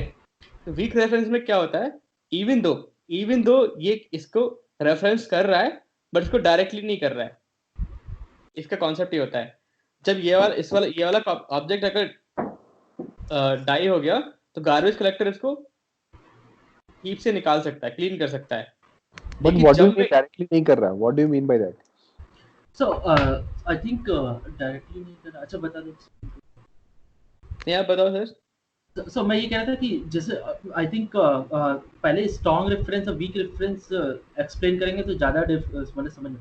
जैसे लेट्स सपोज मैंने कोई ऑब्जेक्ट बनाया, ठीक है, एम्प्लॉय ऑब्जेक्ट, न्यू एम्प्लॉय, वो हीप पे क्रिएट हो गया, ठीक है। लेट्स सपोज मैंने प्रोग्राम में एक वेरिएबल बनाया employee 1, that is pointing to that employee object which has been created in the heap। तो उसका तो कंपाइलर के पास जाएगा, वो क्या करेगा कि कंपाइलर कह रहा है कि मतलब JVM के पास जाएगा, वो उसका रेफरेंस काउंट 1 इंक्रीज कर देगा, ठीक है। Okay. Now I have created employee reference 2 that is also pointing to that object, okay। तो अब उसका रेफरेंस काउंट कैसे हो जाएगा, 2 हो जाएगा, करेक्ट। नहीं तो तुम, मैं कह रहा हूँ कितने काउंट पे तुम वीक कहते हो, कितने काउंट के बाद स्ट्रॉन्ग कहते हो? अगर काउंट का नहीं तो अभी आते हैं। तो ये दोनों स्ट्रॉन्ग रेफरेंसेस थे, ठीक है। लेकिन लेट अस सपोज अगर मेरा अभी क्या कि JVM इंक्रीमेंट कर देगा, अगर लेट अस सपोज एम्प्लॉय 2 जो वीक टाइप का रेफरेंस होता, ठीक है, अगर तुम एम्प्लॉय में असाइन करते तो JVM के पास उस जो मेमोरी में तुम्हारा हीप ऑब्जेक्ट क्रिएट किया है उसका रेफरेंस काउंट बढ़ता ही नहीं। समझ में कह रहा वीक रेफरेंस पॉइंट कर रहा है तब उसको गार्बेज कलेक्ट कर सकते हैं सर। वो रेफरेंस गार्बेज कलेक्टर के लिए यूज होता है कि जब हम उसको जब ग्राफ बनाते हैं ना, कोई भी ऑब्जेक्ट कहाँ तक वो पूरा किस ऑब्जेक्ट को पॉइंट कर रहा है, ठीक है। तो कहने का मतलब ये है कि अगर ये वाली ऑब्जेक्ट की बात करें तो ये वाला ऑब्जेक्ट इसका रेफरेंस होल्ड कर रहा है, तो इसका मतलब ये है कि अगर इस ऑब्जेक्ट से मैं अगर देखूंगा इस ऑब्जेक्ट को तो इस ऑब्जेक्ट के अंदर ये वाला ऑब्जेक्ट पड़ा हुआ है, तो ये आपस में कनेक्टेड है। ठीक है। जब ये अगर ये वाला ऑब्जेक्ट की मुझे जरूरत नहीं है, ठीक है, तो जब गार्बेज कलेक्टर बोलेगा कि इसका ग्राफ क्या है इस ऑब्जेक्ट का, ऑब्वियसली जाके देखेगा इसका इसका रेफरेंस यहाँ पड़ा हुआ है, तो ये इसको कभी क्लियर नहीं करेगा। चेक करेगा ना, जब पूरा ग्राफ ट्रेवर्स करेगा कि ये वाला ऑब्जेक्ट अभी भी बचा हुआ है, तो मैं इसको क्लीन नहीं कर सकता क्योंकि इस वाले ऑब्जेक्ट को इसकी जरूरत पड़ेगी। ओके, यस यस, ठीक है। तो वो अब उसको क्लीन नहीं कर पाएगा। लेकिन द मोमेंट मैंने उसको बोला वीक रेफरेंसेस है, तो जब वो एक क्यू में जो जो ट्री बनता है ना, तो डी लिंक हो गए, समझ लो वहां पे एक एज जो एज है ना वो अभी ऐड ही नहीं हुई। ओके ओके, ठीक है। तो जब मैं इसको क्लीन करने जाऊंगा तो ग्राफ ट्रेवर्स करेगा उसको गार्बेज कलेक्टर, इसका ऑब्जेक्ट का रेफरेंस कहाँ पे, तो ये देखेगा इसका ऑब्जेक्ट कहीं है ही नहीं, वर्चुअली इसके लिए कुछ एग्जिस्ट ही नहीं करता ये वाली क्लास। तो उसको क्लीन कर सकता है, इस वाली क्लास को क्लीन कर सकता है वो। बट अगेन यहाँ पे वीक रेफरेंसेस का ये रहता है कि अगर इस वाली क्लास को तो पता नहीं है कि वो क्लीन हो गया, ये तो एक्सेस कर सकता है ना, तो ये तो बोलेगा मुझे निकाल के दो आई लोकेटर, ये आई अपडेट लोकेशन इस वाली क्लास के अगेंस्ट कॉन्क्रीट ऑब्जेक्ट, क्योंकि मैंने तो स्टोर किया हुआ था। उस केस में ये क्योंकि ये बहुत जावा का ही फंक्शनलिटी है, जावा की क्लास है, क्योंकि सीधे रेफरेंस को इम्प्लीमेंट करता है, तो ये नल रिटर्न करता है। अगर वो हीप पे मेमोरी नहीं है, तो हीप पे वो वाला ऑब्जेक्ट नहीं है, तो वो नल रिटर्न कर देता है। तो एक यूज केस बताओ ऐसे, एक्चुअली ऐसा कब जरूरत पड़ेगी हमें? ऐसा अभी सेम यही बहुत ही परफेक्ट एग्जांपल है ये, क्योंकि मोबाइल में बहुत यूज करते हैं हम लोग। मान लो डिस्प्ले लोकेशन मेरा पहली स्क्रीन पे चाहिए मुझे, ठीक है सर, तो पहली स्क्रीन पे मैंने स्क्रीन खोला, मेरी कार मुझे मूव होती दिख रही है, क्योंकि वहां से मेरे को बार बार ये पंप हो रही है, लोकेशन पंप हो रही है, और मैं अपडेट कर रहा हूँ लेट से। ठीक है।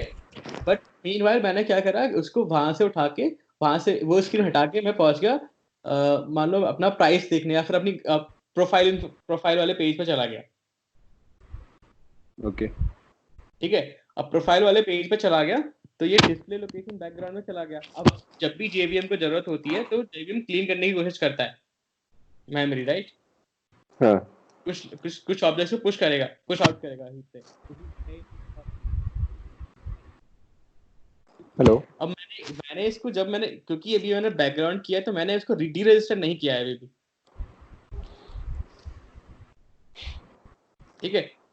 जब मैंने डी रजिस्टर नहीं किया है, तो इसको जब भी जेवीएम को इसको हटाना ही है। So, अच्छा, मैं आई थिंक एक बेटर, लेट अस सपोज कि तुम कोई मतलब कि आई थिंक फ्रेमवर्क डिजाइन कर रहा हो, तो उसमें तुमने ऑब्जर्वर इंप्लीमेंट किया, ठीक है। तो अगर इसमें तुम फ्रेमवर्क में जैसे तुमने दो मेथड बनाए, एक रजिस्टर एक बनाया डी रजिस्टर, ठीक है। अब किसी को फंक्शनैलिटी यूज करनी है, और ये तुम्हारा ऑब्जर्वर में भी तुमने मतलब कि ये मेमोरी स्टोर कर दिया, तुमने कहा कि ये सिंगलटन होगा, ये तुम्हारा फ्रेमवर्क का डिसीजन है, ठीक है।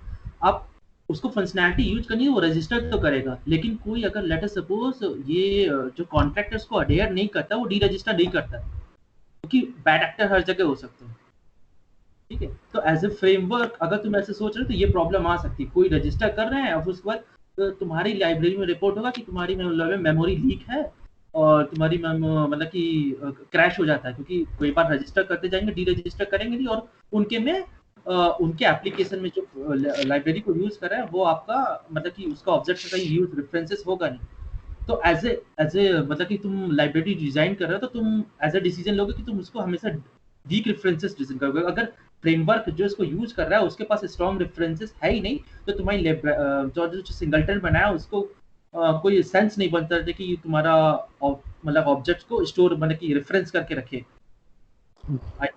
ये समझ में आया क्या एग्जांपल? और मेमोरी लीक्स बचेंगे ना उससे सर, क्योंकि बहुत सारे केसेस में क्या होता है, सर्विसेज ना लॉन्ग रनिंग होती है, ये तो कभी जाएगी नहीं, तो ऐसे करके आप कोई भी ऑब्जेक्ट क्लियर तो कर ही नहीं सकते हो, तो ये पाइल अप होते जाएंगे इसमें, तो आपको सडनली आपको आउट ऑफ मेमोरी एक्सेप्शन आने लगेंगे आपके एप्लीकेशन में।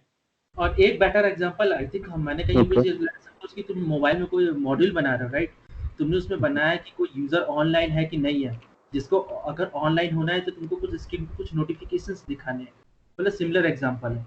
तो लेकिन क्या है कि जैसे कि उस स्क्रीन को क्लोज करने के ना, मतलब कि जैसे तुमने क्या कि वो आएगा स्क्रीन, तो तुम ऑनलाइन यूजर है तो तुमने जैसे ही वो व्यू अप होगा ना, तुम रजिस्टर कर दिया तुमने उस अपने ग्लोबल ऑब्जर्वर में व्हाटएवर, लेकिन उस स्क्रीन को क्लोज करने के ना n नंबर ऑफ वेज है। तो अगर ऐसी कॉम्प्लेक्सिटी बिल्ड करोगे तो n नंबर ऐसे कौन से प्लेसेस है वहां पे जाके तुम डी रजिस्टर करोगे, तो वो भी कॉम्प्लेक्सेस है। तो बेटर है कि अगर ये ऑब्जेक्ट डिस्ट्रॉय हो जाए तो वो ऑटोमेटिकली डी रजिस्टर होगी। तो जैसे फाइनलाइज मेथड में तुम जो भी ऐसे कुछ करोगे, अगर ये सब नहीं कर रहे हो तो फिर बेटर है कि तुम मतलब कि उसको वीक रेफरेंसेस करो। जैसे मतलब कि C++ में एक नहीं एलोक डी एलोक का कॉन्सेप्ट रहता था, तो डी एलोक में तुम क्लीन अप करो, जावा में फाइनलाइज में क्लीन अप करो, but it's a client responsibility. तो अगर क्लाइंट नहीं कर रहा है तो क्लाइंट मतलब कि ये तुम्हारा थोड़ा मतलब प्रॉब्लमेटिक हो जाता है कभी-कभी। तो बेटर है कि ठीक है, सिंगल एग्जांपल मैं पूछूं, बताना सही है कि गलत है। सो अभी हम क्या करते हैं, हमारे कोड में सर्विसेज वगैरह सिंगलटन नहीं है, जो मिडिल लेयर होता है उसका हर बार हम ऑब्जेक्ट बनाते हैं, और एक ग्लोबल ऑब्जेक्ट कह लो, जैसे कॉन्फ़िगरेशन या कॉन्टेक्स्ट ऑब्जेक्ट जिसका एक ही इंस्टेंस बनता है, वो as a class level attribute जितने नए ऑब्जेक्ट सर्विसेज के बन रहे हैं उसमें पास होता है। ठीक है, तो क्लास लेवल एट्रीब्यूट जो उसमें एज ए क्लास वो कॉन्टेक्स्ट ऑब्जेक्ट है, अगर मैं उसको वीक रेफरेंस बनाऊंगा तो मेरा ये सर्विस ऑब्जेक्ट जो बार बार बन रहा है गार्बेज कलेक्ट होगा। पर स्ट्रॉन्ग ऑब्जेक्ट बना दूंगा, डायरेक्ट मैपिंग कर दूंगा, तो ये कभी भी जितने ऑब्जेक्ट बना रहा हूं मैं बार बार सर्विसेज के, कोई भी गार्बेज कलेक्ट नहीं हो पाएगा। Is it right? ना इज इट राइट, बट तो आई थिंक तुम्हारे यूज केस में तुम्हें वीक रेफरेंसेस की जरूरत नहीं, क्योंकि एक बार तुम्हारी सर्विस है तो सर्विस का तो ऑब्जेक्ट आई थिंक नहीं नहीं, मैं बता रहा हूँ, एक सर्विस छोड़ दो, एक सिंपल कोई क्लास है जिसका इंस्टेंस बार बार बन रहा है, उसमें क्लास लेवल एट्रीब्यूट कॉन्टेक्स्ट है जिसका इंस्टेंस एक ही बार बनेगा। ठीक है, तो वही, अगर उसको वीक रेफरेंस पॉइंट करूंगा तो मेरा जो ऑब्जेक्ट बार बार बन रहा है वो गार्बेज कलेक्ट हो जाएगा। अगर स्ट्रॉन्ग रेफरेंस करूंगा तो मेरा जो ऑब्जेक्ट बार बार बन रहा है वो गार्बेज कलेक्ट नहीं होगा। करेक्ट है, करेक्ट, सही है। हाँ ओके, ठीक है। आई थिंक एक चीज डिसाइड कर लेते हैं, जैसे भी क्लोज टू 11 होने वाला है, कि अभी जो जैसे कल का जो है ना वो ब्रिजू का सेशन 3 to 5 वाला नहीं है, ब्रिजू प्रेजेंट नहीं करेगा, तो क्या डिस्कस करना है वो कर लेते हैं डिसाइड, फिर मैं उसी हिसाब से पोस्ट कर दूंगा। स्टॉप कर दो ना रिकॉर्डिंग। हाँ सर, हाँ स्टॉप। हाँ कर दो आज का।